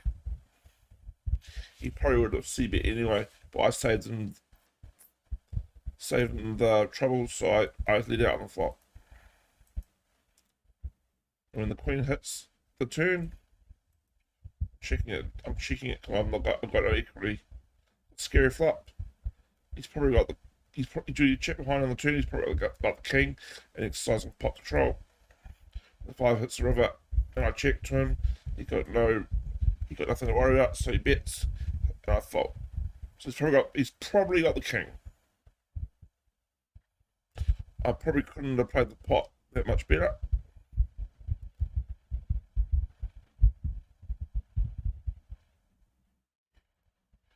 However, I've got one idea. When I call preflop, I lead out on the flop, and he calls. I could have 2-barreled the turn, representing the queen. And the flush draw. Could have had a heart flush draw easily, or represent the queen. I decided to shut down. So I'm basically losing control of the pot by shutting down. That tells them that I don't have a king or a queen. Or I don't like that queen.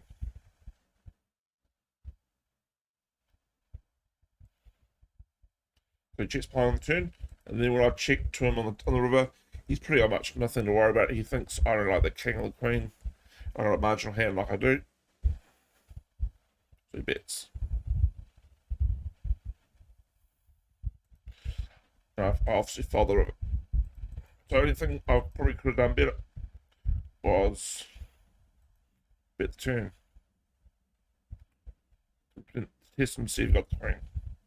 And if I bet the turn and he called, I would have shut down the river because he's obviously got the king or the queen. Well, if he raised the turn, if I bet, the turn instead of checking, and he had the queen, he would have raised me. Or if you're a smart player and had the king, he could have raised me by bet the turn just to test me out. But he didn't need to. So I checked the turn. I lost control of the pot. And then 5 hit the river. So it was a bit, I could have 2-barreled the turn to test him out, see where he's at. Because he raised pre-flop, and I let it out on the flop and he called. So I think he's at least got the king, or if not the queen.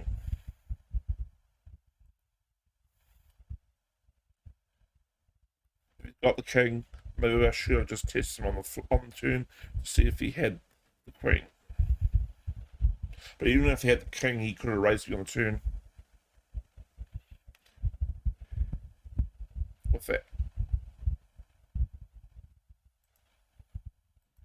But by leading it out on the flop instead of check calling, that tells him that maybe I've got a good hand, a king or a queen. With him calling the flop, it tells me he's got a king or a queen at least. So I'm shutting down on the turn. Maybe that's why I checked the turn, because I'm scared he's got the king or the queen. But maybe I should have led the turn to see if he's got the queen. Even a king could have folded the turn if he was a tight player. I could do it if they put 31. If I led the turn, maybe he would have shut down. Scared I had 3 queens. I got a 3rd queen. I got a queen. But I shut down on the turn, so I would never know what he would have done had I led the turn. So I lost pretty much the minimum there. And when he bet the flop, when I checked the turn, he's confident that I've got nothing. When I check the river, when I check the turn and river, he's confident I've got nothing, so he bets out, value bets the river to try and see if he can get a call out of me. She doesn't, so that's my analysis of that hand. Get on to another hand.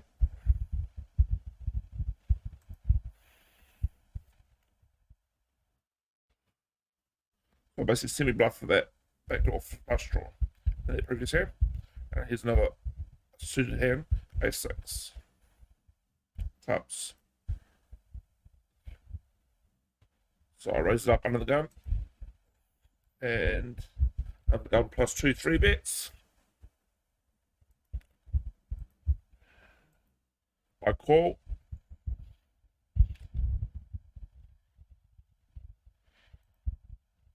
On the big blind. The flop is king 10 7 with 2 clubs. I got a club flush draw, ace-high flush draw. I check on the flop, and he cbets after he 3-bet pre-flop. He makes, please note, he made a defensive size bet. He made a one third of the pot size bet. Usually 9 times out of 10, that means he's weak, because he's trying to limit the size of the pot after he 3-bet pre. It's quite a big pot, so he wanted to make a defensive size bet to see where he's at in the hand. It could be a marginal hand, like a 10. You'd have a 10 there. So that tells me he's weak. Otherwise, since there was 97 cents in the flop, if he bet something like 65 cents, 70 cents, that tells me he's got a strong hand, like the king. Since he made a 30-cent bet, it tells me he's got a defensive, got a marginal hand like a 10 or 8-9 for a straight draw, and testing me to see where I'm at in the hand. So that defensive size bet tells me he's weak, a marginal hand, so I call. And 8 hits river. Now I've got a double flush draw hand on here. He could easily have the straight, or a diamond flush draw, or of course he could hit the club flush draw. But I don't think he got the king because he made a defensive sized bet on flop. I decided to lead out with the defensive sized bet myself to see where he's at. Now he folds. He got a VPIP of 16, which telling me he's a very tight player. He probably misread my bet as a defensive size bet to see, because 9 times out of 10 a defensive size bet is with a margin, is from a player with a marginal hand, and I made a defensive size bet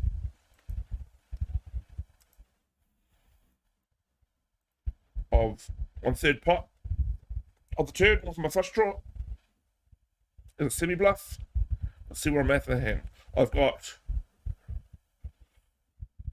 3 outs to the 9 and 9 outs to the club, so that's 12 outs. So I've basically got 25% equity in the hand. So 1 in 4 chance of winning the hand if he calls to the river. But he misreads my bet being a defensive size bet, so he folds. He's obviously a very tight player who doesn't know how to read defensive size bets. If he had a 10, he could have been smart. He could have, well, such a big pot, and he's got a big stack. He could risk $1.50 to raise me on the turn, to see where I'm at. But he's obviously not that type of player that has the balls to do that. But since he 3-bet pre-flop, he bloated the plot already. So a defensive size bet, 9 times out of 10, a defensive size bet will work in a big pot. That's why I made a defensive size bet, because the bot was $1.57 on the turn, so I made a 52-cent bet, defensive size bet to test him out. But he misread my bet. I think he misread my bet as strength rather than weakness. And he obviously doesn't know what a defensive side bet is, given this game is a 5-0 limit game. 2-cent, 5-cent cash game.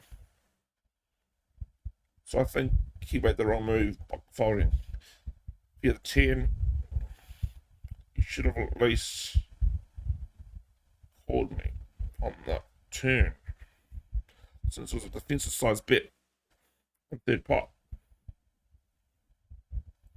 Just remember, he 3-bet me pre.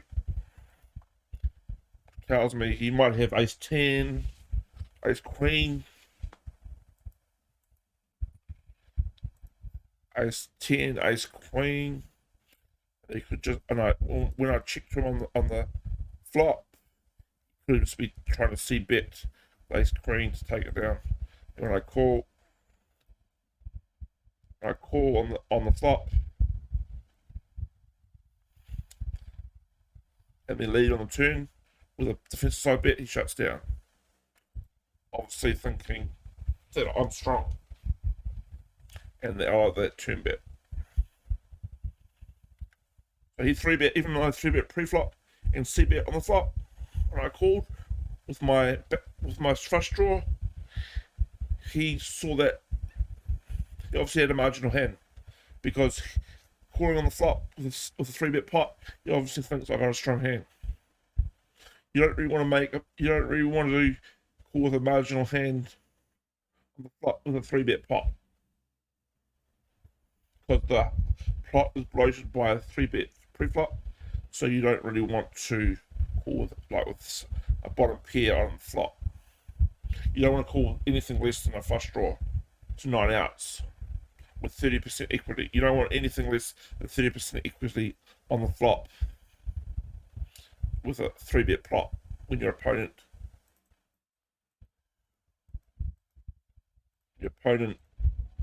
3-bet you pre-flop. I would have followed the flop had I not had the flush draw. That's for sure. If I don't have top pair on the flop, I'm folding, because it's a big, because 3-bet pre-flop bloats the plot, and he cbets. If I don't have the king or the club flush draw, I'm folding. If I don't have queen jack for opening the straight draw, I'm folding. But since I had the draw, ace high draw, ace flush draw, I decided to call. And then I decided to lead out to testing where he's at. Semi-bluffing.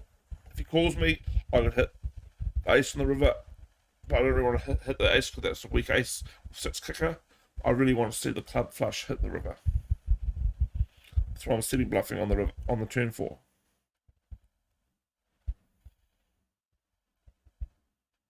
But I think what he was doing was 3-betting pre-flop with maybe ace queen, and then c-betting the flop, hoping he can take it down right then, and then when he sees me lead out.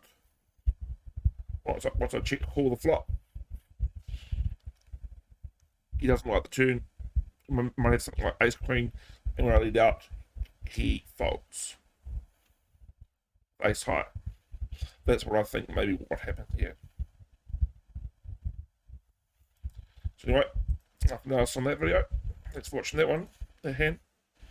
Got one more. 2 more. Ace 9 off. Raise another gun. 6 cents. Middle position player calls. Button calls. 2 blinds fold. Flop is 8-7-6 with 2 spades. I've got an open-ended straight draw and top pair. I've got a mega draw and a backdoor flush draw. So I've got so much equity in this hand, it's not funny. I've basically got 2 outs to hit an 8. I have 8 for trips. I got a 9, 3 outs to hit a 9 for 2 pair. Although I don't think a 9 on the turn would help me because the opponent could easily have a 10 or a 5 for a straight. 9 wouldn't help us, I don't think. So basically, got 2 outs for an 8 plus a 5, 3 outs for a 5 or a 10 for us a straight. Like I said, I don't think the 9 would help me for a 2 pair because they could easily have a straight hitting the 10 or the 5.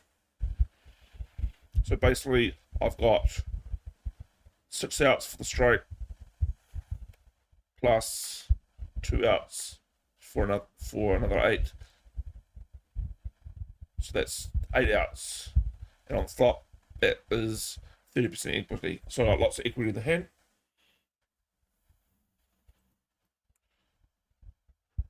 Let's rewind this. How 30% equity in the hand. So I decided to cbet the flop. Sorry, what happened at the start? Yeah, I'd raise pre, and I'd cbet the flop with a mega draw. 30% equity in the hand with 8 outs, basically. And they all fold. That's how you get it done. You gotta realize when you're gonna mega draw and you can get it done on the flop. At least I'm semi-bluffing, and if they call me, the likelihood I got 30% equity in hand, so a 1 in 3 chance of making my hand by the turn or river. And I am 2 barreling or 3 barreling the turn or river, regardless what happens, what comes. But if I don't hit my straight on the turn or river, or 3/8, a 3rd 8 for trips, I'm hoping that there's a 4-card straight on board and they get scared and they fold with the turn or river anyway. So I'm basically 2 barreling or 3 barreling the turn or river, regardless of what comes. There's a lot of cards that could hurt them, could scare them, like ace or king could scare them, especially when there's low cards on the board. If one high card hits on the flop, one low cards on the flop, if one high card hits the turn or river, then like an ace or a king, then they could easily get scared and just fold. And I have proven to bluff or semi-bluff, represent the board with those type of hands when a high card hits the turn or river. I easily represent that. But with my mega draw, I'm obviously hoping I can hit my hand, but obviously I'm leading out on the flop to hopefully make them fold, or I can call and I can win a big pot later on when a scare card hits the turn or river, or I hit my straight or trips. That's basically what my plan is here. So I definitely would be 2 barreling or 3 barreling the turn or river if they get called, but since they fold the flop, I don't have to do that. So enough of that video. And basically, before they folded, the guy in the small blind had a middle position. They had VPIP of 29%. He plays 29% of his pots, and the guy on the button must have just came to the table because he didn't got a VPIP of 0. He must have just came to the table, so no stats for him. So thanks for watching that one. And 9-4 of hearts. Let's see how this one went. So the guy on the button, the guy on the small blind raises, and I call with 9-4 of hearts in the big blind. The flop was ace 10-9 with 2 spades. I've got second pair and a backdoor flush draw. And that's pretty much it. I also could hit the 4 on the turn. They have 2 pair. So I basically got a bit of equity in this hand, actually. So 2 outs to hit the 9 or 3 outs to hit the 4. So that's 5 outs plus 9 outs that could hit the turn or the river for the flush. So I've actually got good equity here. And as you can see, the equity is 63%. I've actually got good equity here. So after the small blind raises up and I call with 9-4 of hearts, I hit, like I said, I hit the second pair, but I can hit the 9, the 4 can help me, plus backdoor hearts can help me hit the flush. So he cbets me the small blind, and I call. Lower backdoor flush draw and second pair, hoping to hit the 9 or 4 or another heart to improve my hand. And I do. So I got a flush draw now. The small blind shuts down. Obviously he's scared that maybe I got the ace or the 10. He obviously hasn't got the ace because he shuts down on the turn. If he had the ace, he probably would have 2-barreled the turn after raising preflop and betting on the flop. But he doesn't know what type of player I am. And he's got a VPIP of 28%. So he plays 28% of his hands. So he's a very tight player anyway. So he checks the flop, and I take the opportunity to represent the flop by betting 2/3 the pot. And he folds.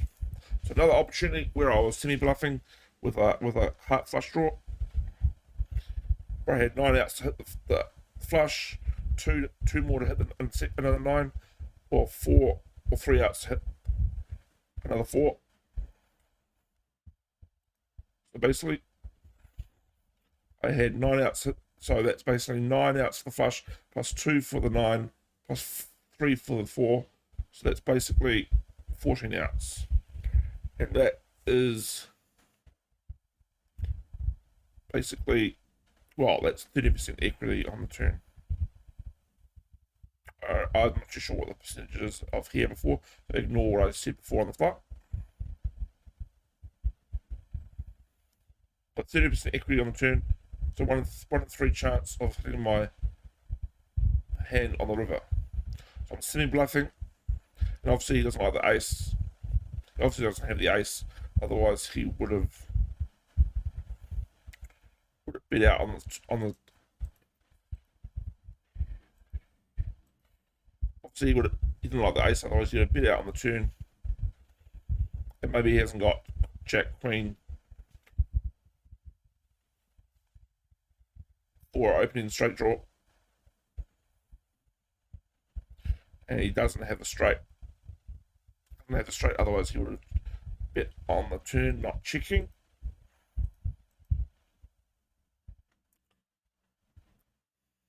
He could have a 10 or a 9 second pair,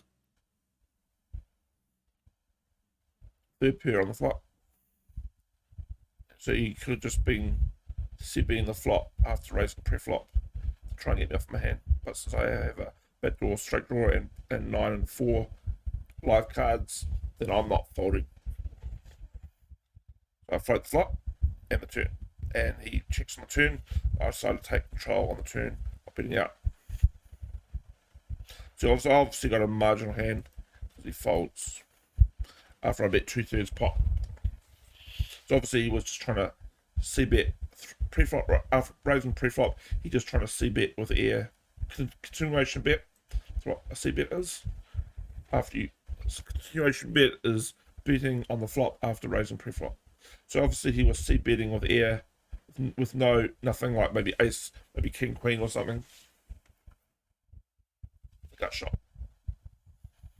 You have a king high with a gut shot, straight draw, and then the jacks hit the like straight. So maybe he had something like king queen offsuit, so no spades or no hearts for his flush draw. So maybe he only had 4 outs to hit it straight. So obviously he didn't like turn card, so he checks me. So he invited me to take control of the hand, and I did, and he folded. That was a good hand by me.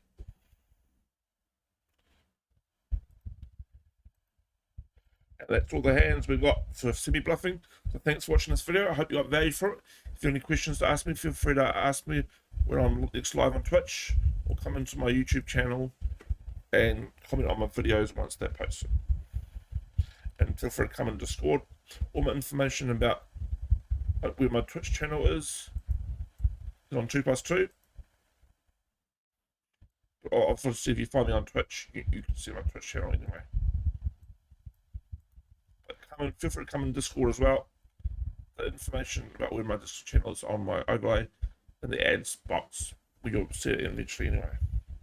So thanks for watching this video. The next section we'll be doing is 3A, defensive bet. About when to make a defensive bet and when not to. Thanks for watching. Bye for now.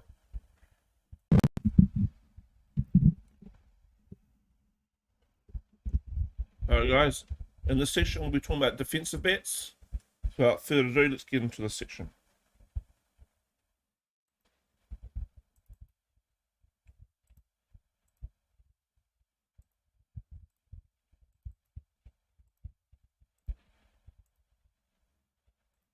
Alright, so this hand we've got ace 10 off, and the gun raises up.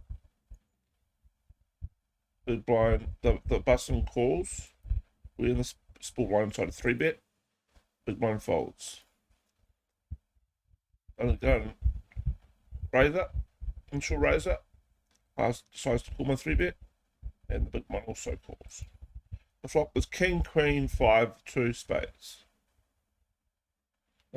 My two opponents could easily have hit a king on this flop, so it'd be hard pot to bluff. There's 2 high cards. If there's only 1 high card on the flop, it's easier to check raise or just lead out with a bet on the flop, take the pot down, because the likelihood that they got 1 high card that hits that pot is much lesser than if there's 2 high cards on the flop. I could even float with a queen to see what I'd do on the turn. So I decided to c-bet the turn. Defensive size bet. They all fold. Now since I 3-bet preflop, they give me credit for the king, ace king. I could easily have ace king here since I 3-bet preflop. So I decided to put them to the test and make a defensive size bet. And they folded. So if you're in a 3-bet preflop and there's a high card on the flop, c-bet a high percentage of the time because they'll give you credit for a good hand. It's a very good hand. It's a 3-bet preflop. Alright. So enough they obviously missed that flop and they folded. Alright, enough of that hand. 5-7 suited. Let's see how this hand went.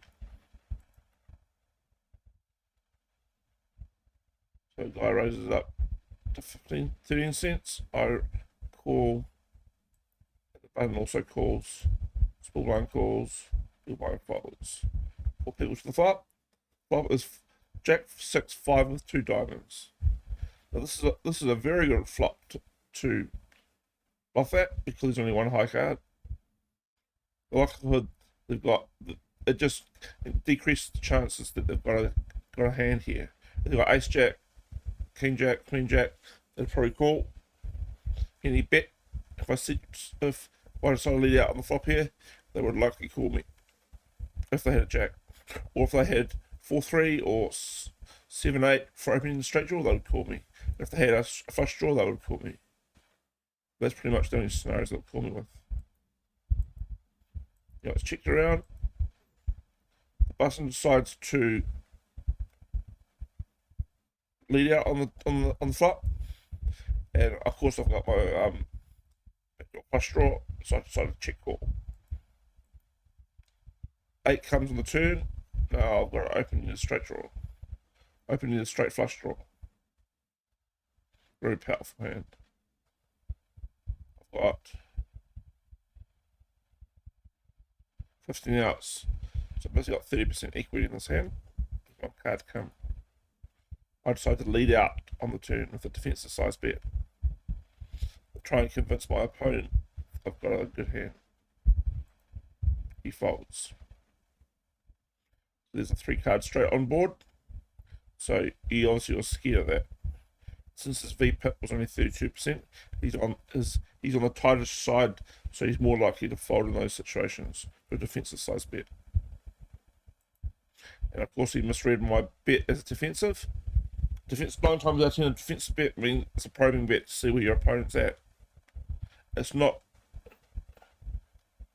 a 2/3 size pot size bet is more designed to try and take someone off a hand, but we usually make those bets when the pot's smaller, but when the pot's bigger, you want to make defensive size bets to limit your losses. If they do call, and they win the pot, and if your opponent wins the pot, you're just minimizing your losses. So he probably didn't know what a defensive size bet was, and if this was me facing a defensive size bet from my opponent, I read it as a defensive size bet. I might raise, especially if I had ace jack. We obviously didn't have ace jack. Maybe he had 5-6 or something for second pair on the flop. No, maybe he had 7-6 for second pair on the flop and a straight draw. Maybe that's all he had, a marginal hand. He obviously had a marginal hand. That's why he folded.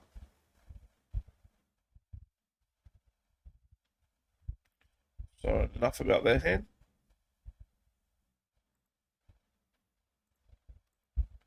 We'll now go into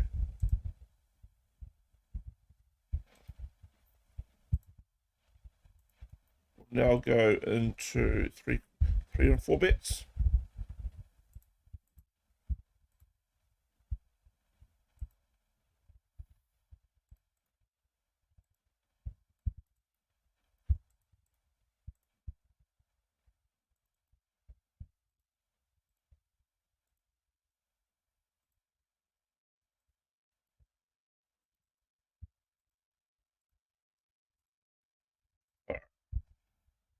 This is 3 and 4 betting. I raise it up 15 cents.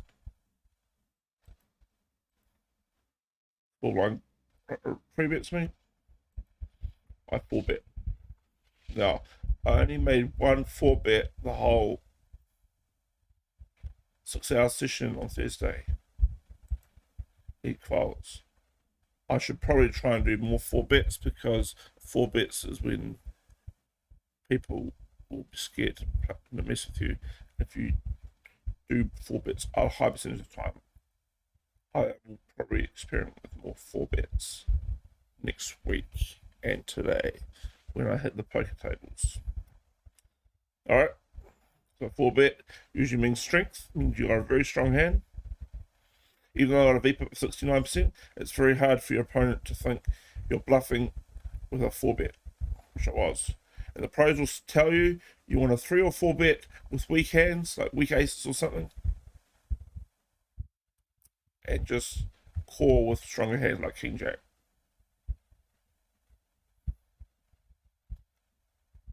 And a high percentage of the time, your opponent won't expect you to 4-bet.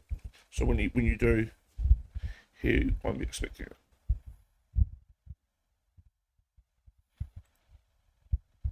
Enough about that hand. Now here's another ace 6 off. I decided to 3-bet.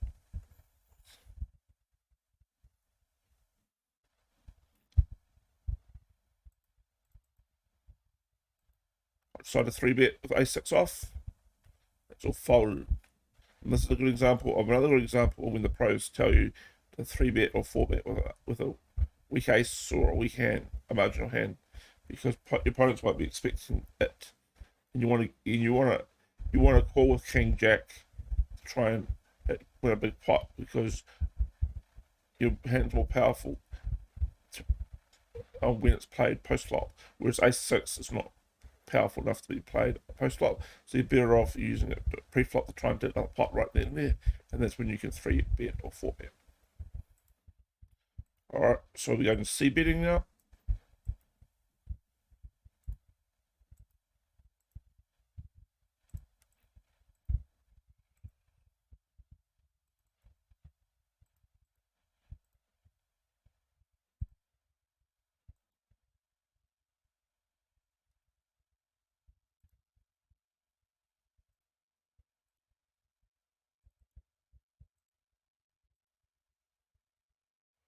Alright, so I've got pocket sevens. Raise it up. Holding the big blind. The flop is king 4-3. Rainbow. This is a very good c-betting type flop. If you raise pre-flop. Why? Because there's only one high card. Like I've been mentioning in all my videos this week. There's only one high card on the flop. It's a very good bluffing opportunity. So anyway, it's checked to me, and I decide to c-bet and he folds. Even if he calls me, if I decide to float the flop, see what I do on the turn, he might not necessarily have the king. He could have like 6s or 5s, try and test me out, and it could just be checked down to the river showdown. I could win with the underpair. Alright, this is the hand. We got king 8 off. Raise up on the button. It's called in the big blind. Flop is jack deuce 6 with rainbow. Another good c-betting opportunity. There's only one high card. Oh. But we absolutely have to win this right now here. Here. Because we've got no draws or anything. The only thing that can help us is the king on the turn if he calls us. Because likelihood he's got the king, got the jack. So he calls us. Now 7 comes on the turn. Now he's probably got a jack at the very least because he called us. Shall we shut down? I think we should. You got to know when to shut down, guys. You got to know when to 2-barrel or 3-barrel or when to shut down. If you c-bet the flop. In this instance, I shut down. And he had underpair 10. So he decided to float me on the flop. See what I'd do on the turn or river. And he decided to shut it.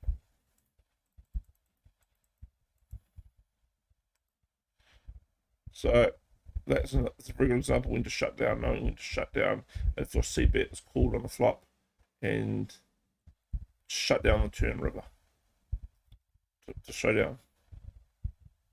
And even though I bet the river with the pairs with this second 6 on board, he probably would have called me anyway because he could think, oh, that's just a bluff because I check the turn, passive on the turn, so think, well, I'm just trying to take down the pot on the river or representing the board, but that's not a good representing the board because you're more likely to get a fold from your opponent on the river if you 2 or 3-barrel rather than check it around to the river and then decide to bet on the river trying to take it down.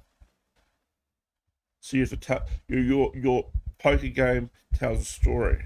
If you bet the flop and turn and then the river, your opponent's more likely to fold the river when a scare card hits rather than if you just check the flop and turn and hope for the best on the river by betting. You're less likely to get merit if you bet the flop and turn and the river rather than checking and then betting the river, for example. Alright, so that was about defensive bets, 3-4 bet, and c-bet. The next section we'll be doing, we've got one example of overbetting, but I'll put that in another another category. We're getting value, full value from a hand. So that's enough of this section. The next section is hands that we got missed values. We missed value. Like for example, if I had a straight or turn, a straight or flush or full house on the river, and I missed value would be if I didn't bet enough, or if I bet too much and he folded. If I, for example, if I didn't bet enough and he called, I felt I could have bet more and he could have called, or if I bet too much and he folded. That's getting missed value. And getting full value for your hand is, say if your opponent likes to play big pots and you think he'll call an overbet or shove on you when you got a very good hand, you could bet two times the size of the pot, and he could shove on, free bet on you. He could raise you and you could just shove over the top and he could call and you can win a massive pot. That's getting full value. So that's what we were talking about in the next session: missed value and getting full value for your hands. Thanks for watching. Bye for now. Alright guys, we're back with another lot of videos. This time we're talking about getting missed value for your hands. So any hands where you maybe bet too much on the river with a strong hand and your opponent folded, that's called getting missed value. Like maybe you could have value bet a bit smaller. Like if you overbet the pot 2 times the pot and your opponent folded, and maybe you felt like you could have called two-thirds size of the pot or even smaller, and you missed opportunity, that's called getting missed value. Or something like if you bet too little and your opponent called you and you won at the showdown and the river showdown and you won, and you felt like you could have bet a bit more to get him to call, and that's also getting missed value. So without further ado, let's evaluate these 6 hands that I've got. So the first hand is ace queen off. I'm in the small blind. I'm going raises it up. I 3-bet in the small blind, which is pretty standard. You want to 3-bet a high percentage of the time with ace queen if it's raised to you. The big blind calls, and the ungun raiser calls. It's a pretty big pot. I got the queen. The top is queen 4-4 with two 4s. It's a paired board. I got top pair. So the likelihood that I've got the best hand is very high. The likelihood that the big blind or the ungun player called the 4 in the hand is very slim. If they had aces or kings, they would have 4-bet me pre, either of these players. And I don't think they got those hands. They could easily have jacks or 10s if they do continue after the flop. So I check to the big blind, and he checks behind, and the preflop raiser checks too. Turn comes at 8 of spades. Now there's a flush draw on board, but nothing much has changed. It's called a blank card. It didn't really change. The board text didn't change who's got the best hand here. I decide to bet half pot. The big blind calls, and the undergun player folds. The river is a 4. Now there's a 4-card flush on board. There's also a full house on board. He could easily have the 4, but he probably doesn't. Otherwise, he probably would have raised. The big blind player would have raised the flop with the 4s. I don't think he's got quads 4s. He could easily have the flush here. Anyway, I bet 2/3 the size of the pot, and he folds. Maybe I should have bet maybe $1. Maybe that would have been less painful for him. Maybe $1.86 was a bit too much. I should have bet $1, which would be just over 1/3 pot, just to try and get him to call. But he might have not called anyway. I think $1.86 was a bit too much. Maybe $1.80 to $1 probably would have been the best defensive size bet to try and get him to call. So you can make defensive size bets in this situation, guys, a big pot, just to try and squeeze a bit more value out of your hand. When you've got a strong hand like a full house, when you think you've got the nuts, then you can try to squeeze a little bit more value out of your hand with a defensive size bet. So I think a defensive size bet between 80 cents and $1 would have been the right play here, instead of being $1.86. So I think I'm missing a bit of value there. Next hand we're talking about is Jack 7 off. Let's see how this hand goes. I raise it up, Jack 7 off. Another player calls, the button calls, the blinds fold. Floppers ace, Jack 7 with 2 diamonds. I got a 2 pair here. I flopped 2 pair. So we're ahead high percentage of the time. We're only losing to pretty much ace, Jack. It's pretty much the only hand that we're losing to right now. And they wouldn't have aces, kings, or queens, because they probably would have 3-bet me preflop. I check it around to try and induce a bet. And sure enough, a player bets into me, and I raise it up on the flop, and he calls. The king hits the turn, and the hand's getting slightly more dangerous.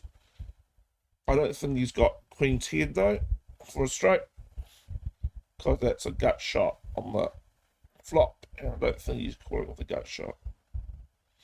He could have ace king here to have him beat with a better 2 pair, but he could have ace queen here, ace queen. I decide to take all his chips, and he folds.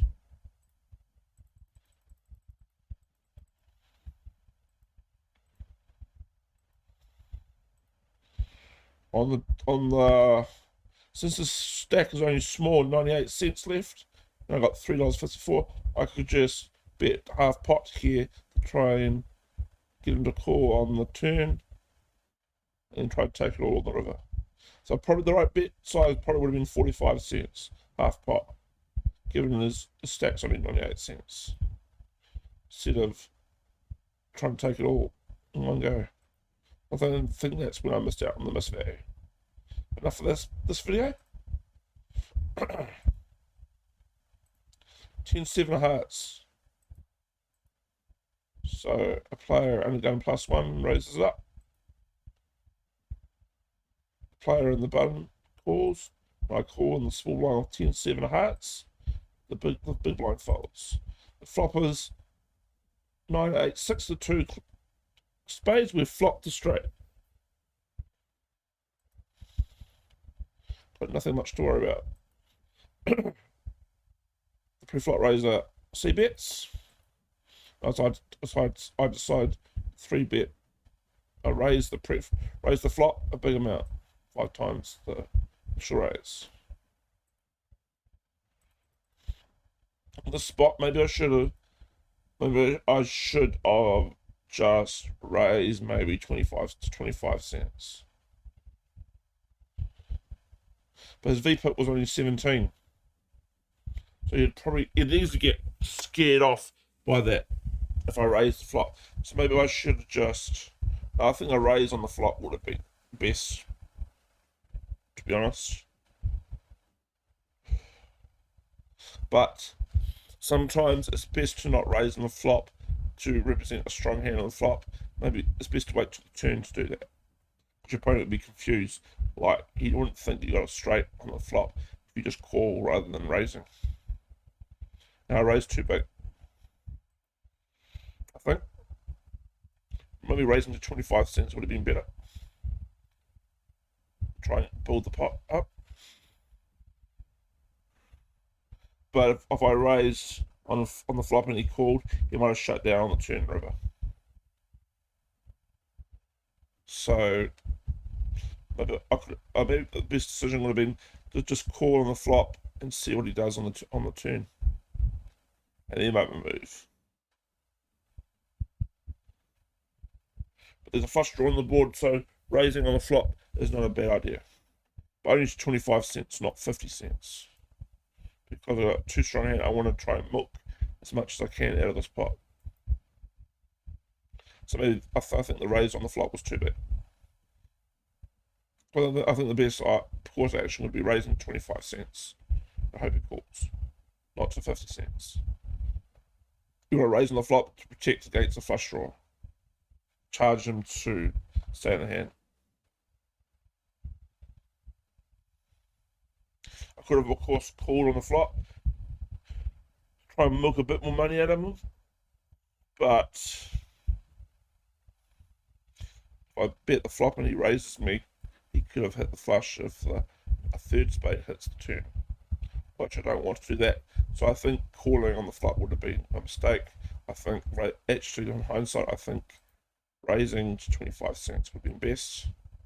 Try and pull the pot up bigger and bigger. Raising to 50 cents was a bit too big. So I think raising to 25 cents would have been best course of action for this flop straight.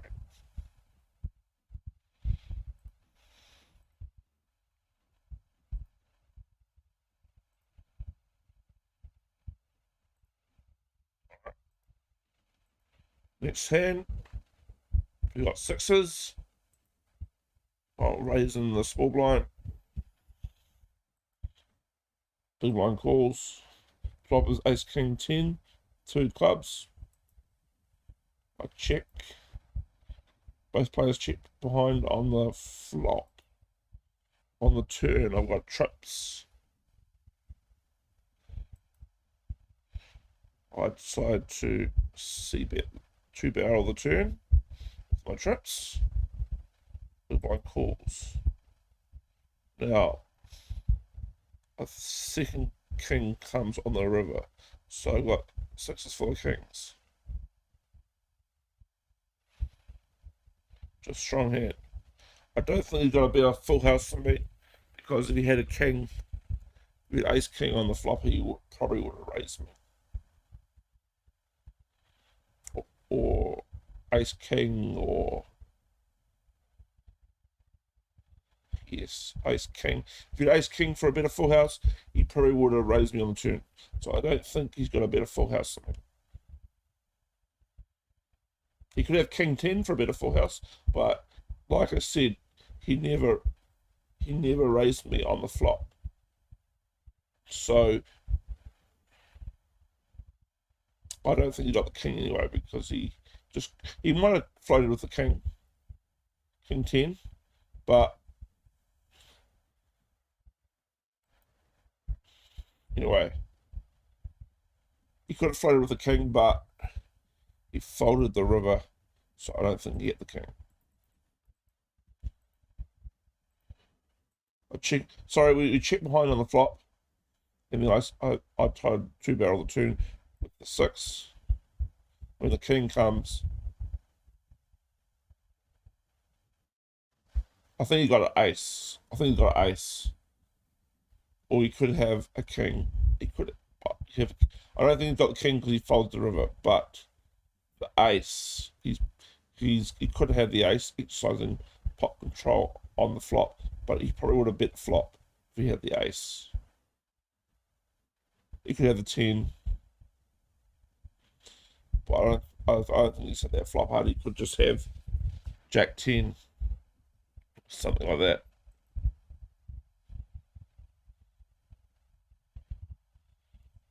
Because he folds the river after we beat out our full house.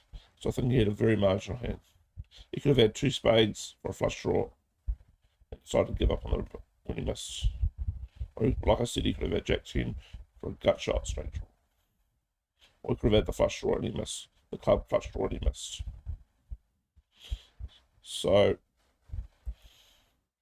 in terms of getting missed value,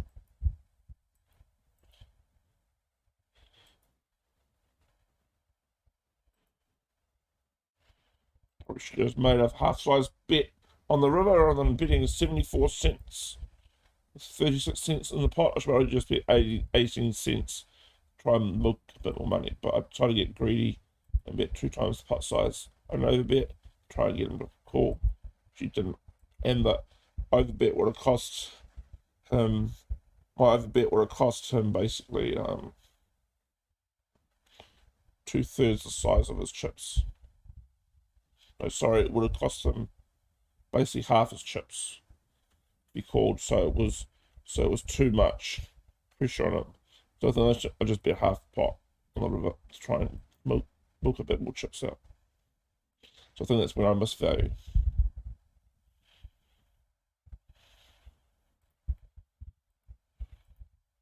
And in this one, Jack 5 diamonds, we raised it up under the game. The guy on the button decides to 3-bet to 50 cents. I call.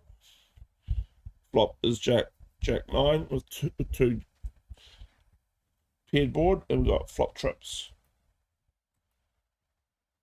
The pre-flop raiser decides to 3-bet, cbet. We call. And we hit a full house on the turn. I checked the pre-flop raiser, and he decided to check behind. He could have the other jack.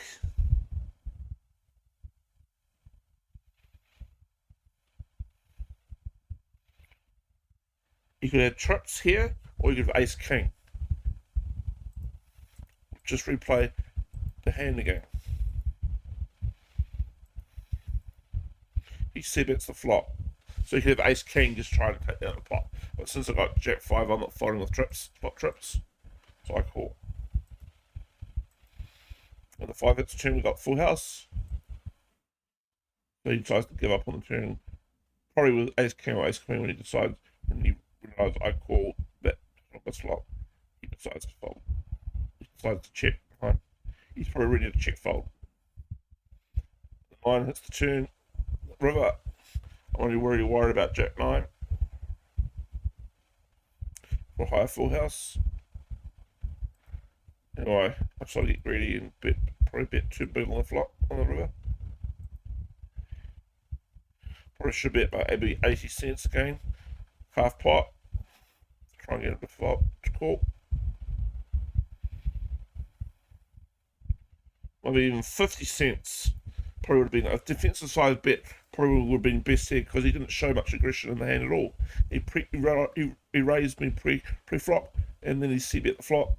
Once I called, he'd shut down. So maybe even 50 cents. Maybe only 50 cents would be $1.79 in the middle. Maybe 50 cents would have been big enough for him to call. But I think I bet too big on the flop, 2/3 spot. $1.35. I should just bet 50 cents to try and milk a bit of money out of this hand. Enough about this hand. A little bit of a misvalue maybe from that hand. But he might have folded the flop anyway because he raised pre with ace queen or ace king and missed and was ready to check fold after he cbet the flop, one barrel of the flop and gave up once I called. Anyway, on to the next hand. If the undergun player raises it up, I call in the big blind with 10 deuce of clubs. Flop comes queen 9-2 rainbow and a backdoor flush draw and a backdoor straight draw. I decide to lead out on this flop, and the undergun raiser decides to call. 8 hits the turn. Now we've got a gut shot. We need a jack for a straight. I decide to lead out again. 2 barrel the turn. He calls. Now the perfect card comes. I hit my straight. So I got lucky in this hand.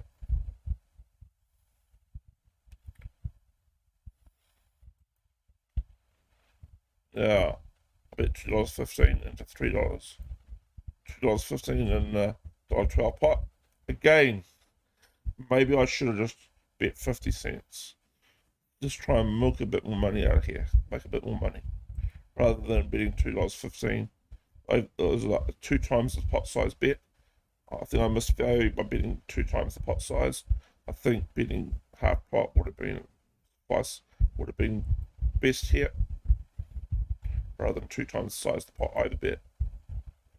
It clearly didn't work. And with it, and he would be scared of the 4 cards straight on board anyway.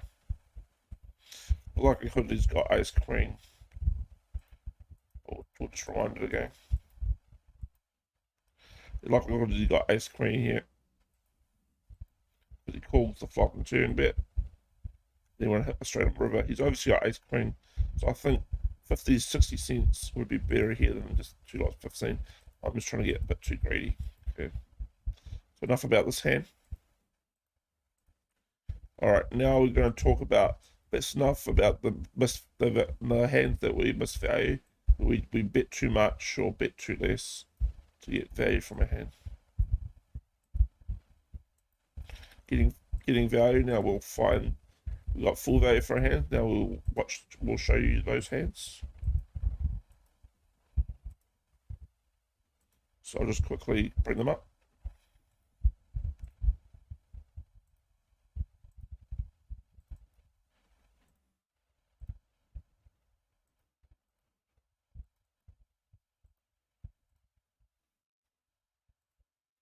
Alright, queen 10. So these are hands that have got full value for a hand. We got the most money that we could out of the hand. Okay, we raise it up on the button. Queen 10 off. The big blind calls.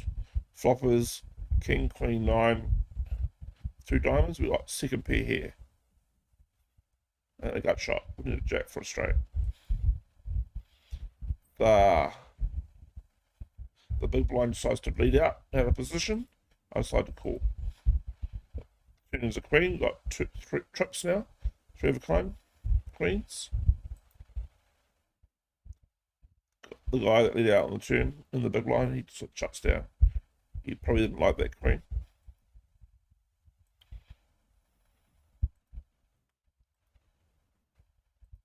I decide to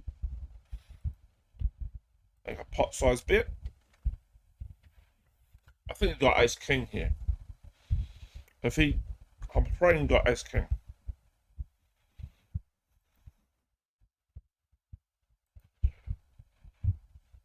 So I'm praying here. Anyway, he shoves all in. I call. He had 9-7. He overplayed his hand. Very bad play. We let out on the flop.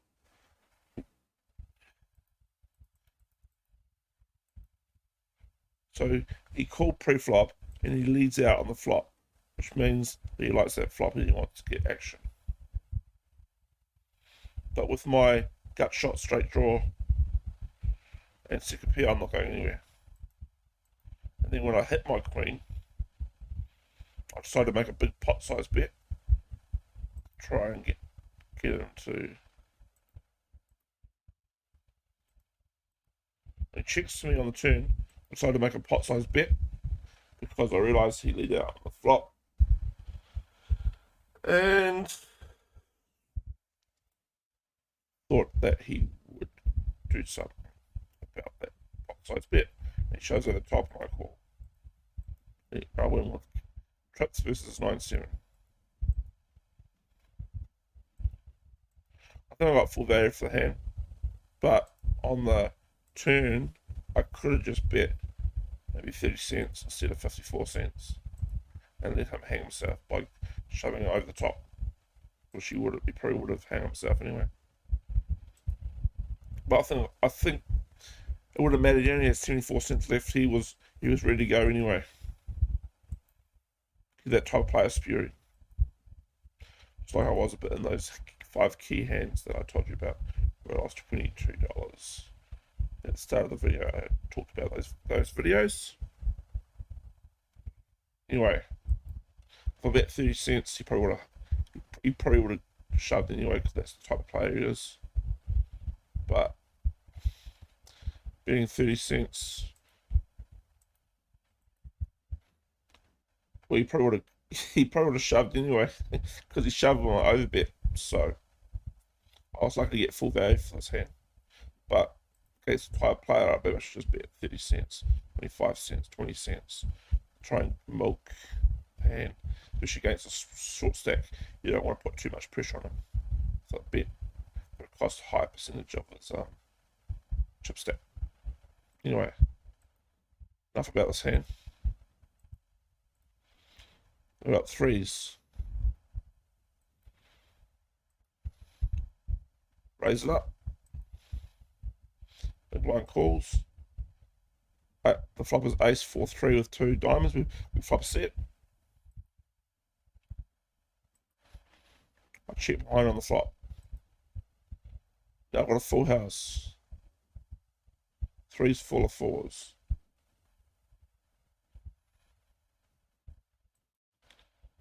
My opponent leads out on the turn. I decide to call. Hoping he got the ace or the 4 for trips. Another ace hits the turn at the river. Now he could have aces full of 4s to beat me.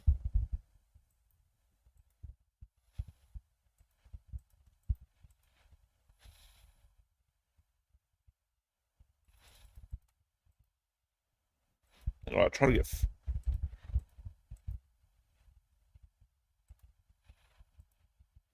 He checks to me on the river. If he had the ace, he probably would not check on the river. If he had the ace, he probably wouldn't have checked me on the river. He would have let out. And I probably would have folded because I'd be scared of the aces full of 4, which would have beaten my full house. But since he checked on the river, I decided to value bet. Well, I bet 2/3 pot.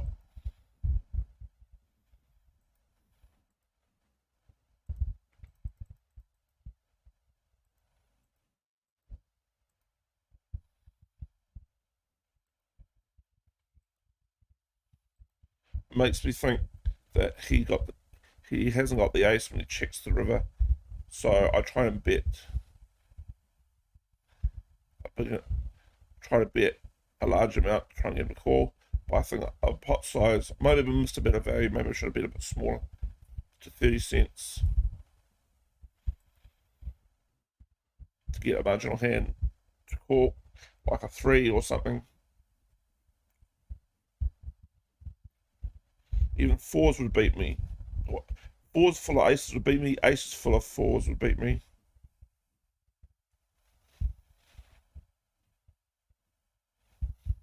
I've got 3 versus 4, which is the weaker full house. So I don't know. I value bet someone. The opponent could have kings, queens, jacks, or under pair, which I would beat. So I could just value bet a bit smaller. 9 times out of 10, a bet 2/3 pot size bet on this type of board would not work because it's a hit or miss board. He's either got me or he hasn't, but he checked the river, so I'm confident that I value bet.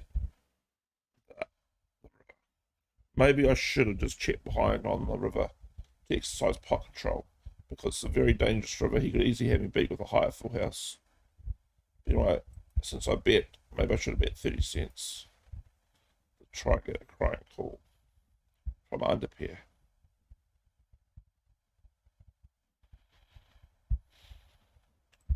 As it works out, he calls me and he's got air.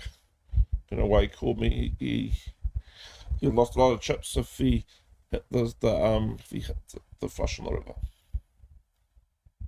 But then I would have, if he led out on the river, I probably would have called if he hit his flush because there's a scary board. He could easily have a higher full house than me if he leads out on the river. Alright guys, enough of this video. So that's all the missed value and getting value type hands that we've just evaluated. Next video will be about outplaying your opponent and your opponent outplaying you. So any bluffs or awesome bluffs or when I bluff and they rebluff, just something like that, outplaying me or outplaying them, those type of hands. Alright guys, thanks for watching this video. On to the next one. Bye for now. Alright guys, This section is about outplaying our opponents or my opponent outplaying me. So firstly, we'll get through to 5 hands where I outplayed my opponent. So let's, without further ado, let's open the hands. So the first hand, I got King Queen off. See how the hand went. It's raised up under the gun +1 to 15 cents. It's folded to me and I call. The flop is King 9-4 with 2 clubs. I've got top pair and a queen kicker, so that's a good hand.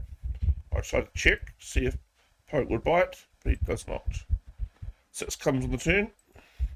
I decide to lead out half pot. He calls. The queen hits the turn, and I bet pot size bet. He folds.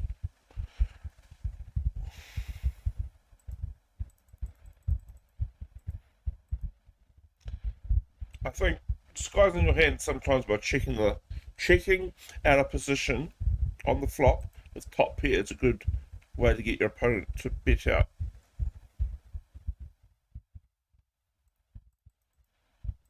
He raised pre-flop. He could easily have me beat ace king maybe. So I checked him to see what he would do.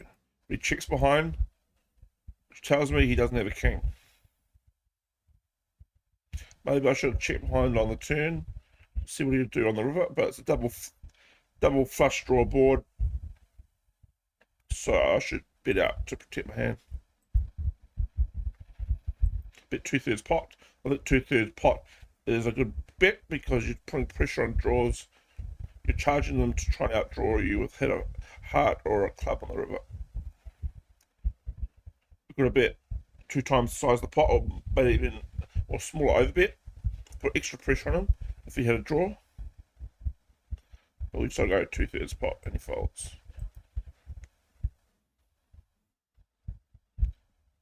Well, the queen on the river, so when all the draws don't hit, I bet out. Maybe I should have bet. I probably underplayed my hand. As you see, we've done getting missed value and getting value. Previous section, this king could have got easy in there, but I think I outplayed my opponent because I checked the flop. Disguised my hand.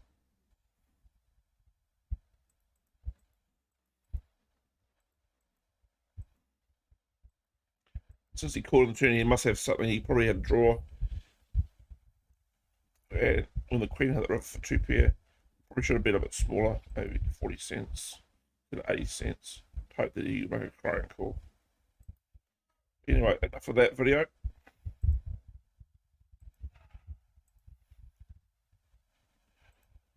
King Jack off on the button. It's folded to me. We raise it up. Both. That was I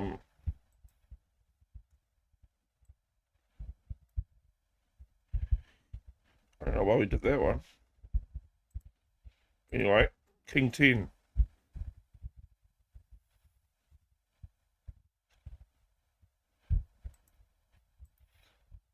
It's raised. I call King 10. The flop is King Jack 5. Rainbow. We got top pair and 10 kicker. Good decent hand. I check my opponent. I check call flop. Top pair. I check again. He checks. I bet on the river. He folds. Again, we probably couldn't have got any more value out of that hand. I check the flop. Trying to get some. He probably was c-betting maybe ace queen, ace 10, something like that for a gut shot. Once I called the turn, he gave up on the. Once I called the river, the flop, sorry, he gave up on the turn and river. There's probably nothing much else I could have done with it. Could have bet small on the river, maybe 24 cents to try and 48 cents to try and get as much value as possible. Enough about that video. Alright, this is 6-9 off. Opponent raises up, and I call. I got a backdoor straight flush draw. Either 3 and a 5 for a straight, or 2 running hearts for a flush. I check on the flop, check on the turn, and he bets out. I decide to raise. Represent the 4. He calls. Hit by 9 on the river. Up top here. Bet 50 cents. He calls. 6s. So I hit on the river to win that pot.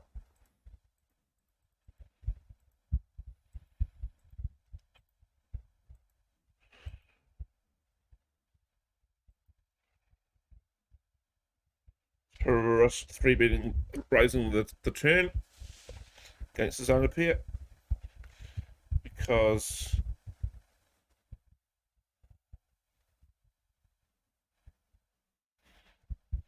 he's got a call 9% most of the time. I got lucky by hitting the river. So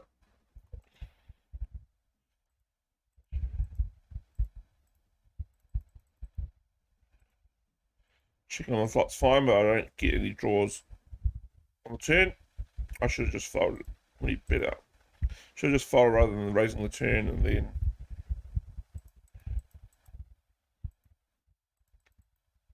betting out the river. But I hit my 9, so I got lucky. He could have so easily had an overpair here to beat me anyway, heavy beat, but luckily he had the underpair to the 9 on the river. 6s. So conclusion, what I should have done was check fold the turn. I had no draw, and what am I drawing to? 9. 3 outs. 6 would have crippled me. Well, he would have set, and I probably would have. He would have had a full house, and I had. I probably would have check folded the river. I shouldn't have raised the turn. I should have just folded the turn with no draw.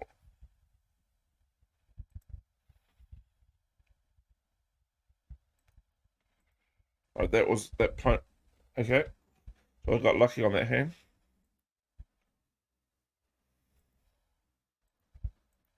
Right, this hand we got ace 9 off. Top pair 9 kicker on the flop. He leads out. I call. Turns a jack.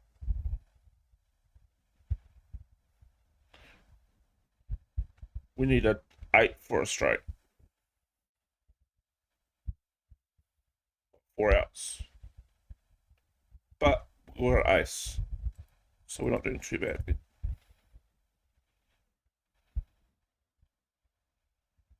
Now there's a 4-card straight on board. So we're going to represent it. Well, we'll just call. So I think I played the hand okay. Called his flop bet. We checked around on the turn, and then he bets out on the river. He was bluffing. I don't know why he did that on the river, but stupid move, I think. Anyway, there's nothing much else we could have done in that hand. I played it pretty I played it correct. Because there was like drawing type board, you don't want to raise on this type of board. You could easily get beat on this board type of board. But lucky for me, he had king for second pair in a row. Alright, now we're going to talk about hands that our opponent outplayed me on.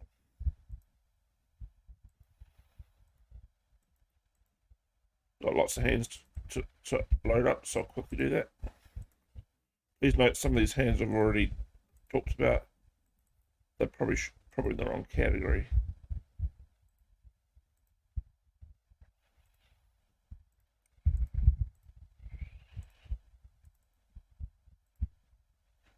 Just bear with me for a minute while I open up these hands.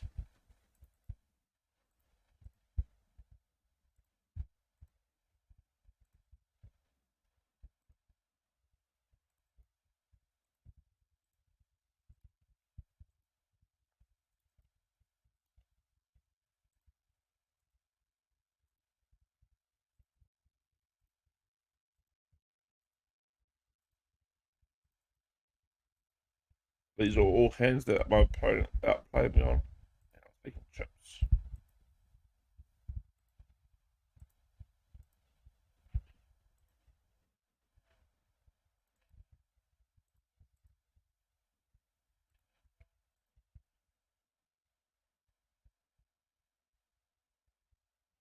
10 total hands. Alright.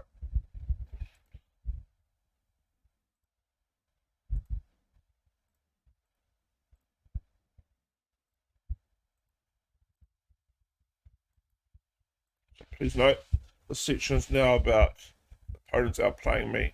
Without further ado, let's talk about these hands. How I can play them better. So King 4 of spades. I raised it up under the gun.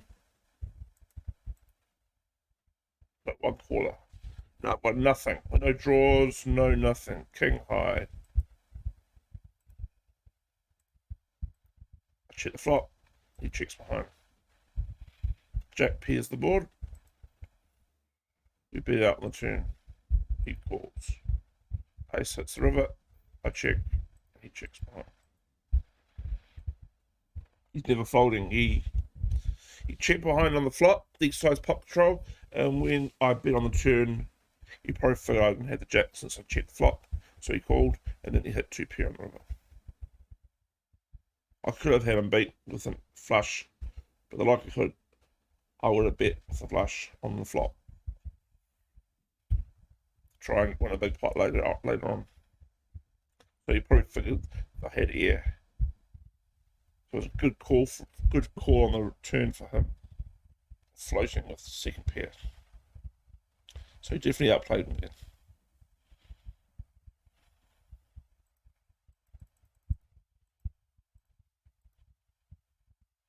Just gave up.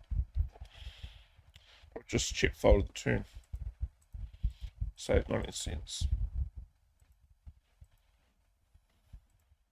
Okay, King 10 off. We raise it up. Get one caller. Flop is 5-7-5. Two spades. We got air. Total air. We pick up a queen on the turn. Bet out. He puts me all in. He raises a massive amount, $3.49. That's 6x my raise on the turn. So I'm definitely not calling here. He's probably got the 5. Why? What else would he risk? I'll take a cbet the turn. I cbet the flop. Take a stab and hope that he hasn't got the 5 or a 7. But it's not the more hard side. But he calls me. And then mistake I probably, well, he's probably got the 5 here. What else is he going all in with for? Putting me all in for. Well, I've written 2/3 of my stack, making this call with the queen on the turn. He's probably got the 5.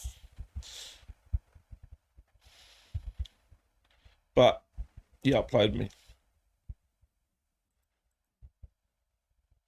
75 cents on the turn. Probably should have bet only maybe 25 cents. The defensive bet to hope that he has got nothing. To lose the minimum, but I bet out probably a bit too much. 2/3 pot, and when he shoves, it tells me he got the 5 right then and there.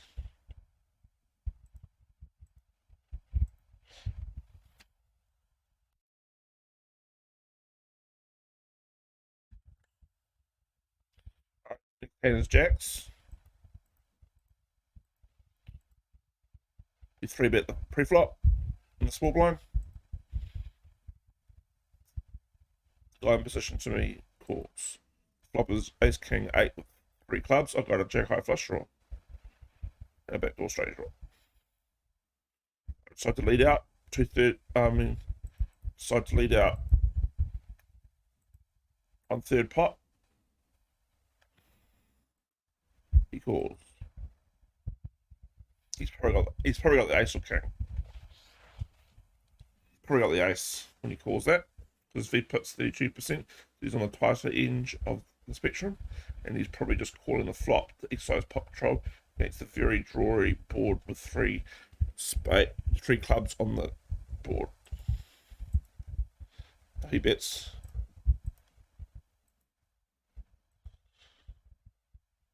He bets just under half pot on the turn.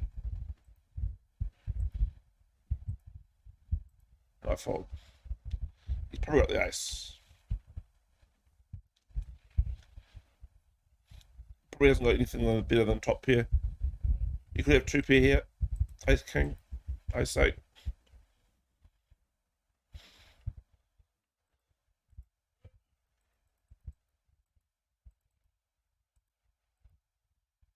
He calls the flop. He's probably got the ace at least top pair or two pair. That's my under pair. So I'm just check folding here. I think much else I could do there.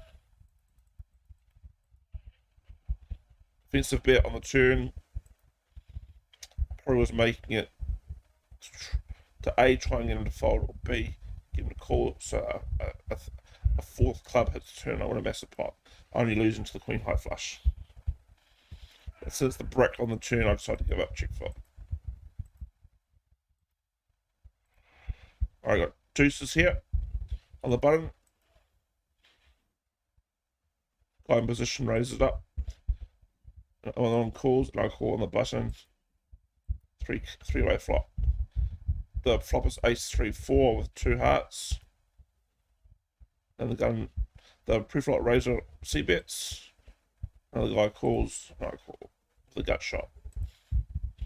Another three hits the turn, so there's a flush on board, and also there's a possible full house or trips on board. Someone could easily have trips here in this, or have this heart or the flush. Just checked around to me on the turn, and the preflop raiser. Three bets. I fold. I mean raises preflop. He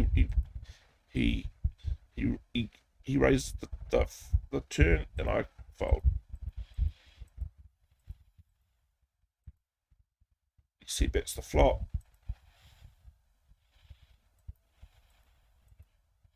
And I bet out 2/3 pot, and he raises me. And I fold. How can I play this hand better? Just fold the flop. What am I doing? I'm only a gut shot. I only need a 5 to hit it straight. Only four outs for the 5, so that's only 20% equity. Not really enough to continue in this hand. So I should have just folded the flop rather than continuing. Ace 3 off. We 3-bet pre-flop. Opponent calls. Flop is 9-6-3 with two hearts. We're back to all flush draw, and we've got bottom pair. Decide to lead out on the flop. He calls. Turn is 8 of spades, and there's 2 spades and two flushes on board, 2 spades and 2 hearts. And there's a straight draw on board, possible straight on board, so getting dicey. Both players check the turn, and the 4 hits the river. The 4 is a 3-card flush on board, possible flush on board, hearts, and of course there's lots of straights. Why I bet the river? I don't know why. He made a good call. He made a good call with second pair on the flop. He decided to play a small pot with second pair on the flop, so he did well. He outplayed me. He obviously very good at reading. Once I 3-bet pre-flop and he calls, I probably should have checked. Well, I made a defensive bet on the flop, trying to get him to fold. The backdoor flush draw and a pair, trying to make 2 pair or 2 pair ace 3 or 3 threes for trips, or get a flush draw on the turn with 4 hearts. Those things don't happen, so I probably should have just check folded to turn or river rather than betting out on the river.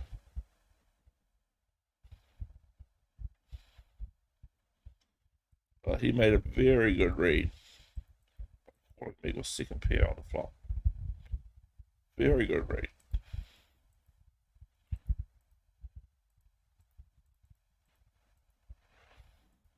The betting pre was fine. cbetting with bottom pair was okay. I could have hopefully checked it around to me. I probably should have checked the flop so you could check behind on the flop, hopefully, so I can get trips or two pair or a flush draw cheaply.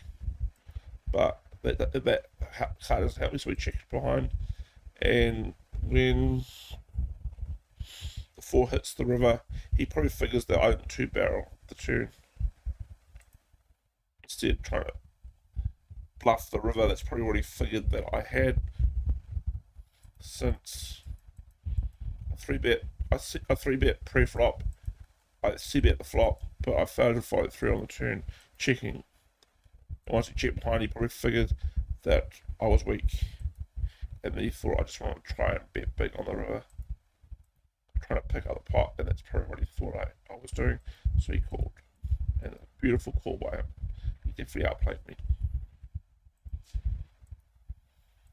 Next hand is King 10 of hearts, raise under the gun. Okay, with floppers ace 7-9 with 2 diamonds, we got a backdoor flush draw. Now, the player in position, to me, he bets half pot. Turn come. I've now got to open in the straight draw, but no flush draw. We got 8 outs, so we basically got 30% equity in the hand. We got 16% equity in the hand. Not really enough to continue. You want to have a straight draw or a flush draw on the flop, not on the turn. But the pot's small enough on the turn, you can still continue with opening the straight draw on the turn if the bet's not big enough.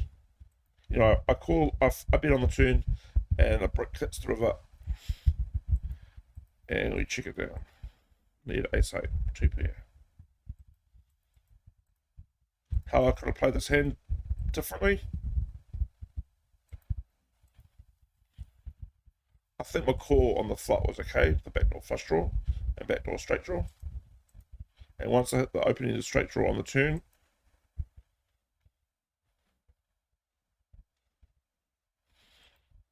I probably should have tried to bet smaller to keep the pot small.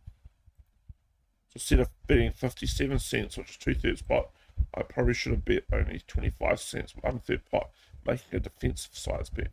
And you probably would have just called with this ace-8, 2 pair against that draw board. And I could have saved myself 20-30 cents in this hand once I missed the river. So what's he calling me on the turn with? He's probably got at least the ace on that draw heavy board. He wouldn't be calling with any less, I don't think. So I did well to check it down on the river showdown. So I could have just made a defensive bet on the turn, 25 cents, to make the pot small, making it straight draw. Defensive bet, keep the pot small once it's reasonably big. Hopefully he just calls so I can hit my draw for cheap. Alright, we've got jacks in this one. So someone in ungun +1 raises it up, and ungun +2 3 bets. I decided to call on the button. Both blinds fold, and the ungun +1 initial raiser just calls. Flop is king 4 deuce rainbow. Now this is either hit or miss flop. They either got the king or they don't. Now Since someone 3-bet pre-flop, they could easily have ace king here. I probably shouldn't have let out on this flop because the pot's already $1.45 and it was a 3-bet flop. It was a 3-bet pot pre-flop, so the pot's already bloated. I probably shouldn't have let out on this flop, say I'm 48 cents. Because when there's a 3-block pre with jacks, you're basically trying to hit it at a third jack to try and stack people. When I lead out the initial pre-flop raiser undergun player calls, and the undergun +1 goes all in, I fold, and undergun player initial raiser pre-flop raiser calls, and it's all in, and they both hit ace king. So I could have saved a bit of chips here with the undergun +1 raising up, and undergun +1 +2 3-betting. I think calling the 3-bet was okay pre-flop. I shouldn't have let out on the flop because it's likely one of these guys got at least ace king because they raised all 3-bet pre-flop.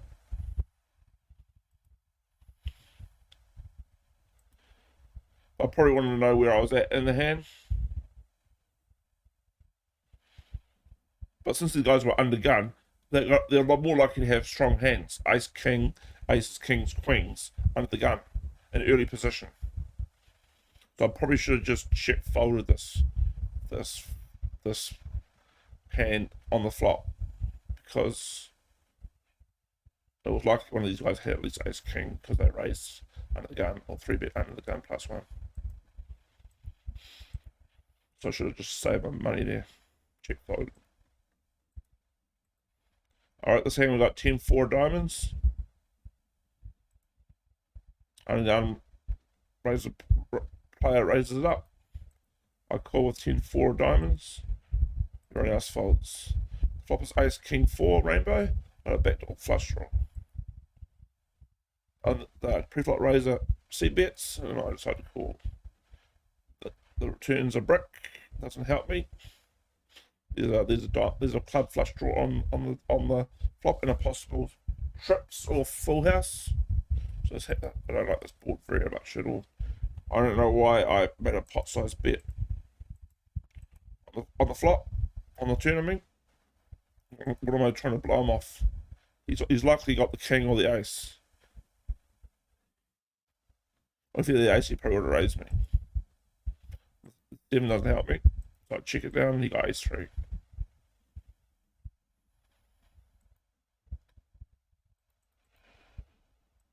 He had a VPIP of 19, by the way, guys.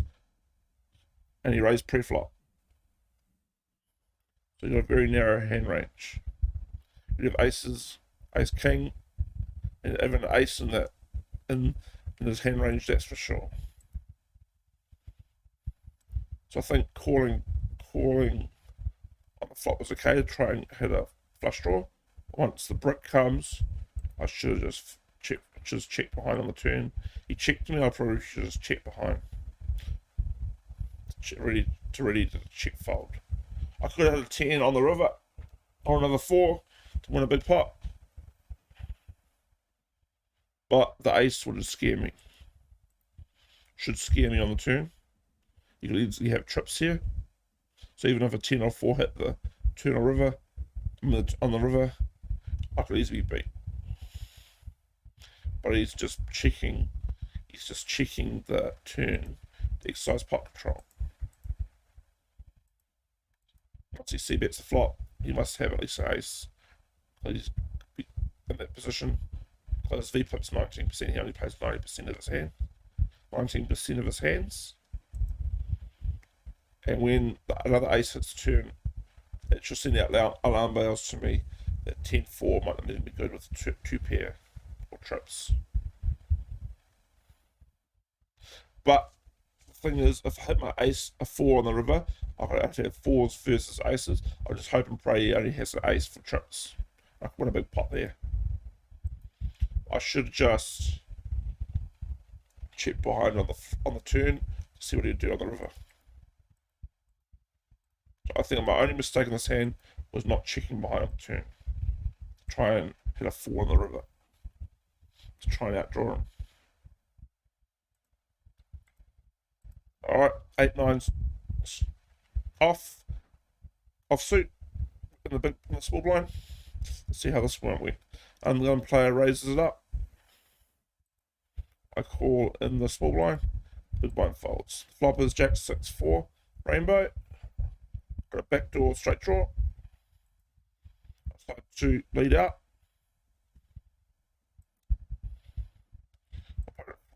Calls. That doesn't help me at all. I check behind on the turn. I bet on the river to try and take it down.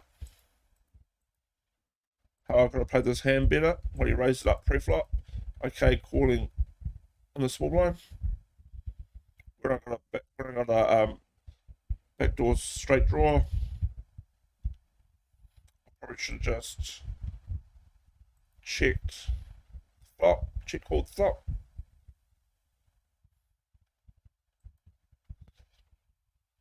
I think betting the flop's okay with a backdoor straight draw to try and hopefully hit your straight draw on the turn. Make a straight draw on the turn. But that card doesn't help me, so that will you check behind on the river.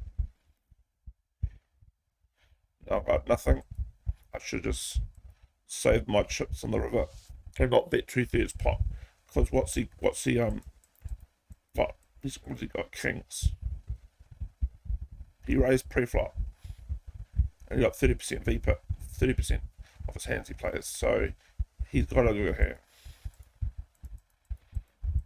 He knows I'm a very active player, so he's just trying to milk me for everything he's got. He could have easily raised me on the flop with his kings, but he didn't. That card is him. I should have just check folded. Any checking on the turn was fine. I think I should just check fold the river, because that card didn't help me. I represented the 5 card straight up board, but since I checked the turn and not betting, he thought I was just bluffing the river. That's probably what he's thinking, and that's why he called me. So enough about that hand. One more hand in this section, which is opponent outplaying me.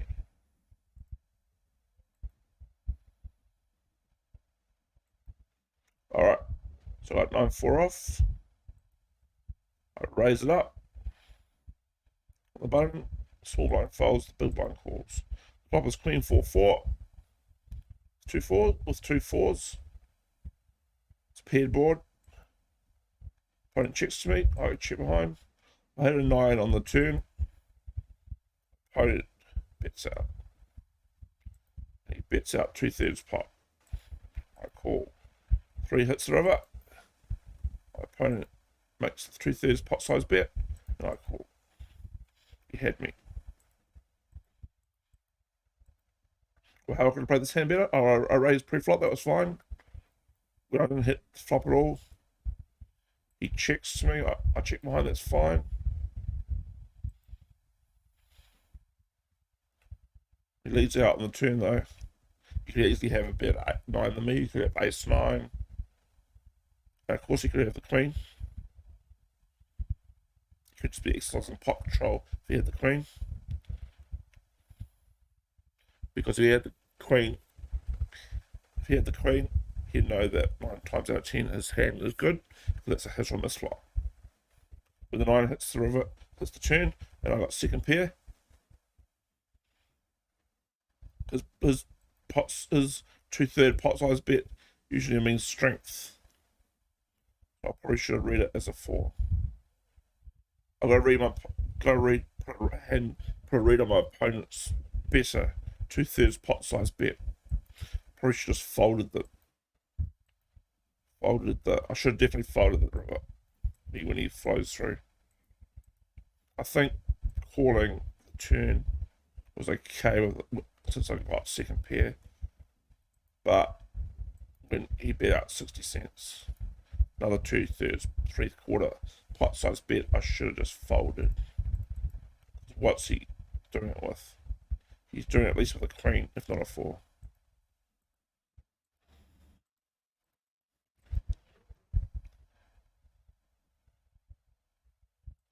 I read my opponents. Your opponents are more likely, when they make bigger bets, like 2/3, 3/4 pot size bet, it usually means sign strength. So I could have easily got away through it on the turn.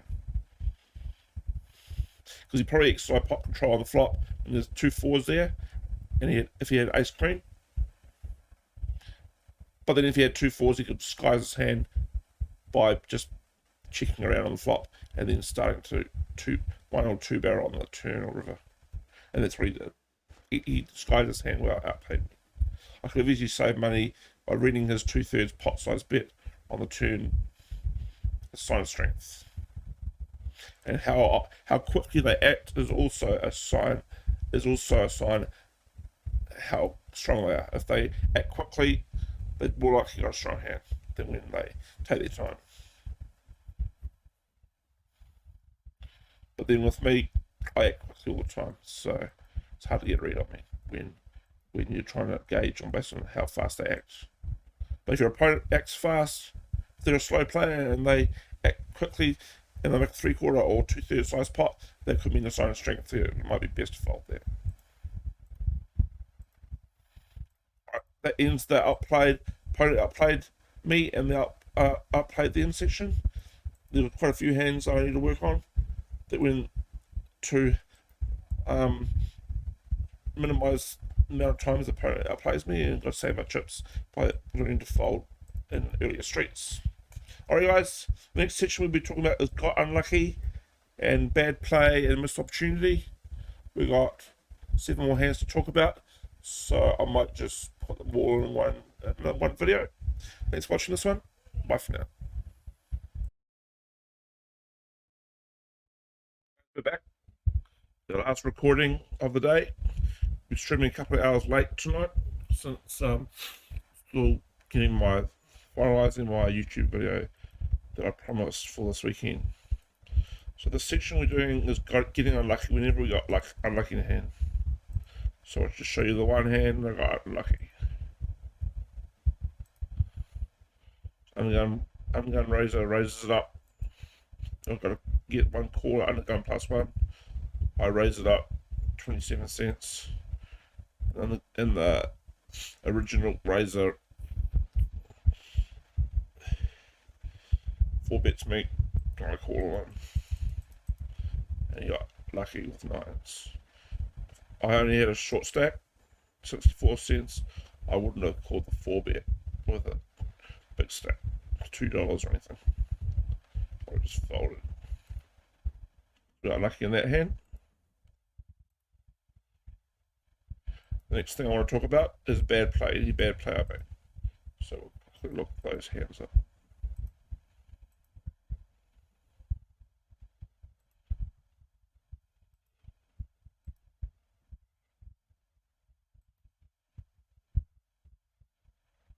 Bad hand, bad play, not bad hand, sorry.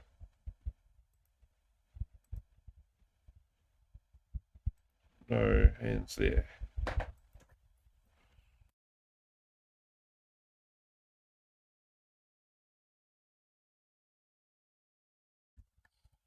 Sorry, that was just interrupted.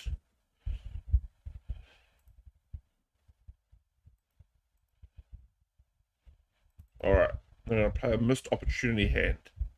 A hand where we could have found a better spot. Or did we get forced into a fold, etc, etc. Like questionable. So I raise it here, raised it up, pre-flop. I call in position with 10s. The flop is 7-3-7 to paired board, 2 7s. The pre-flop raiser checks to me. I decide to make a 2/3 size bet, and he raises it up.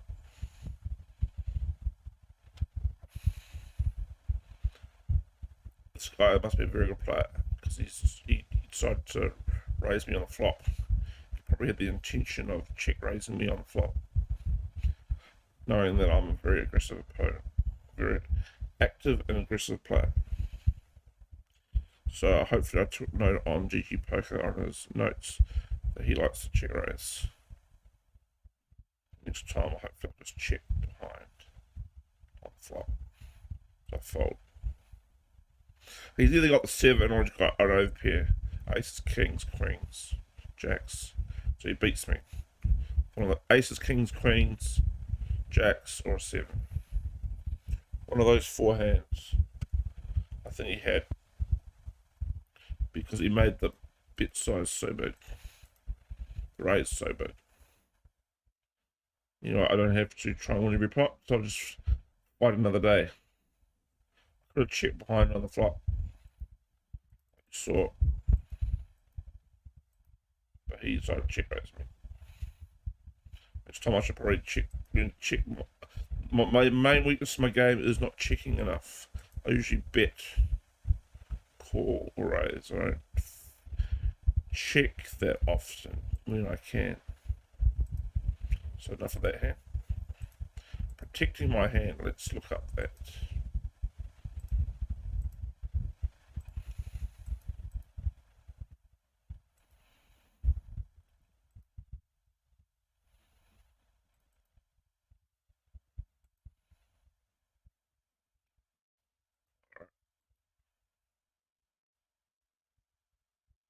Raise from undergun +1. I call the small line. The flop was ace 6-6 to paired board. Got top pair. I checked exercise pot control. A 7 on the turn. So I decided to bet it out. 2/3 pot. And got the fold. So that was good. That's well about protecting my hand against a possible flush draw. And there was a possible straight draw on the turn too. So that was well played. I'll just check one more thing before finish for the day. So it was just 3 hands, I think it was.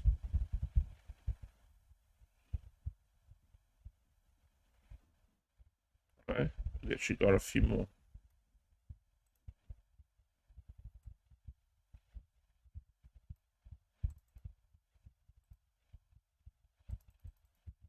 We've done that one. I think we've done that one.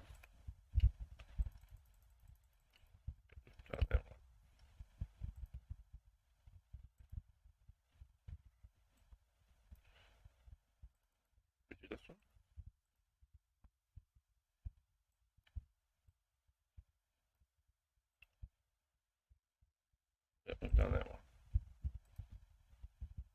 We haven't done this one then. This is a bit spewy. This is a bad play in the bad play category. Queen 4. It's very spewy. I raise it up, undergun +1. Fold the big blind. He 3-bets me. I call.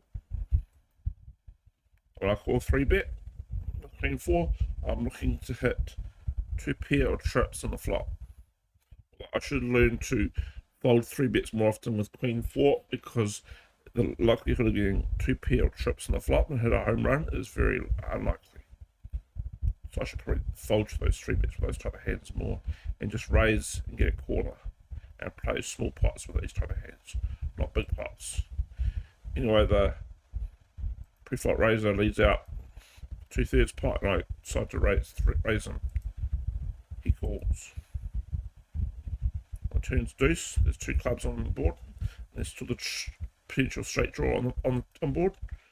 Undergun raiser checks behind. And I bet 1/3 pot. He calls.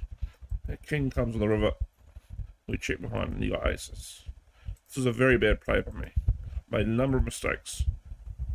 Raising preflop's okay, but when he 3-bets me, I should probably just fold. Fight another day, because Queen 4, I said, is designed to play small pots with, and not big pots. And when you play small pots, you're just looking to basically hit 2 pair or trips with Queen 4. 2 queens on the flop, 2 4s on the flop, or a queen and 4. Or if you only hit a queen, then you're looking to hit a second queen on the turn of river, or a 4 for trips, for 2 pair if it's a small pot. Do not play big pots with this. I shouldn't have continued after this. As you can see, I should have not continued to just. I should have just folded on the flop. Once I called 3-bet. Preflop. Then I shouldn't have called 3-bet. Preflop anyway. That was spewy ass. Alright, this one. Have we done this one? Check. Right, this is a bit spewy too. We call on the button preflop. And the flop is 6-4-2. We got, that's a rainbow board, and we got top pair 5 KK. Preflop lays the bets out. I call. Jack hits the turn. He checks to me. I bet. Basically, 80% pot, and he calls me. River is a 10.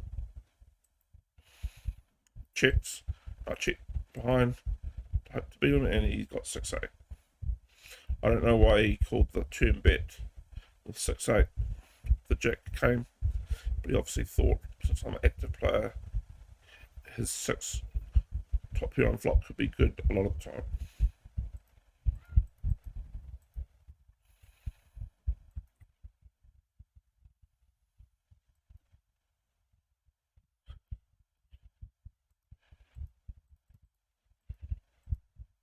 He cbets the flop, I call.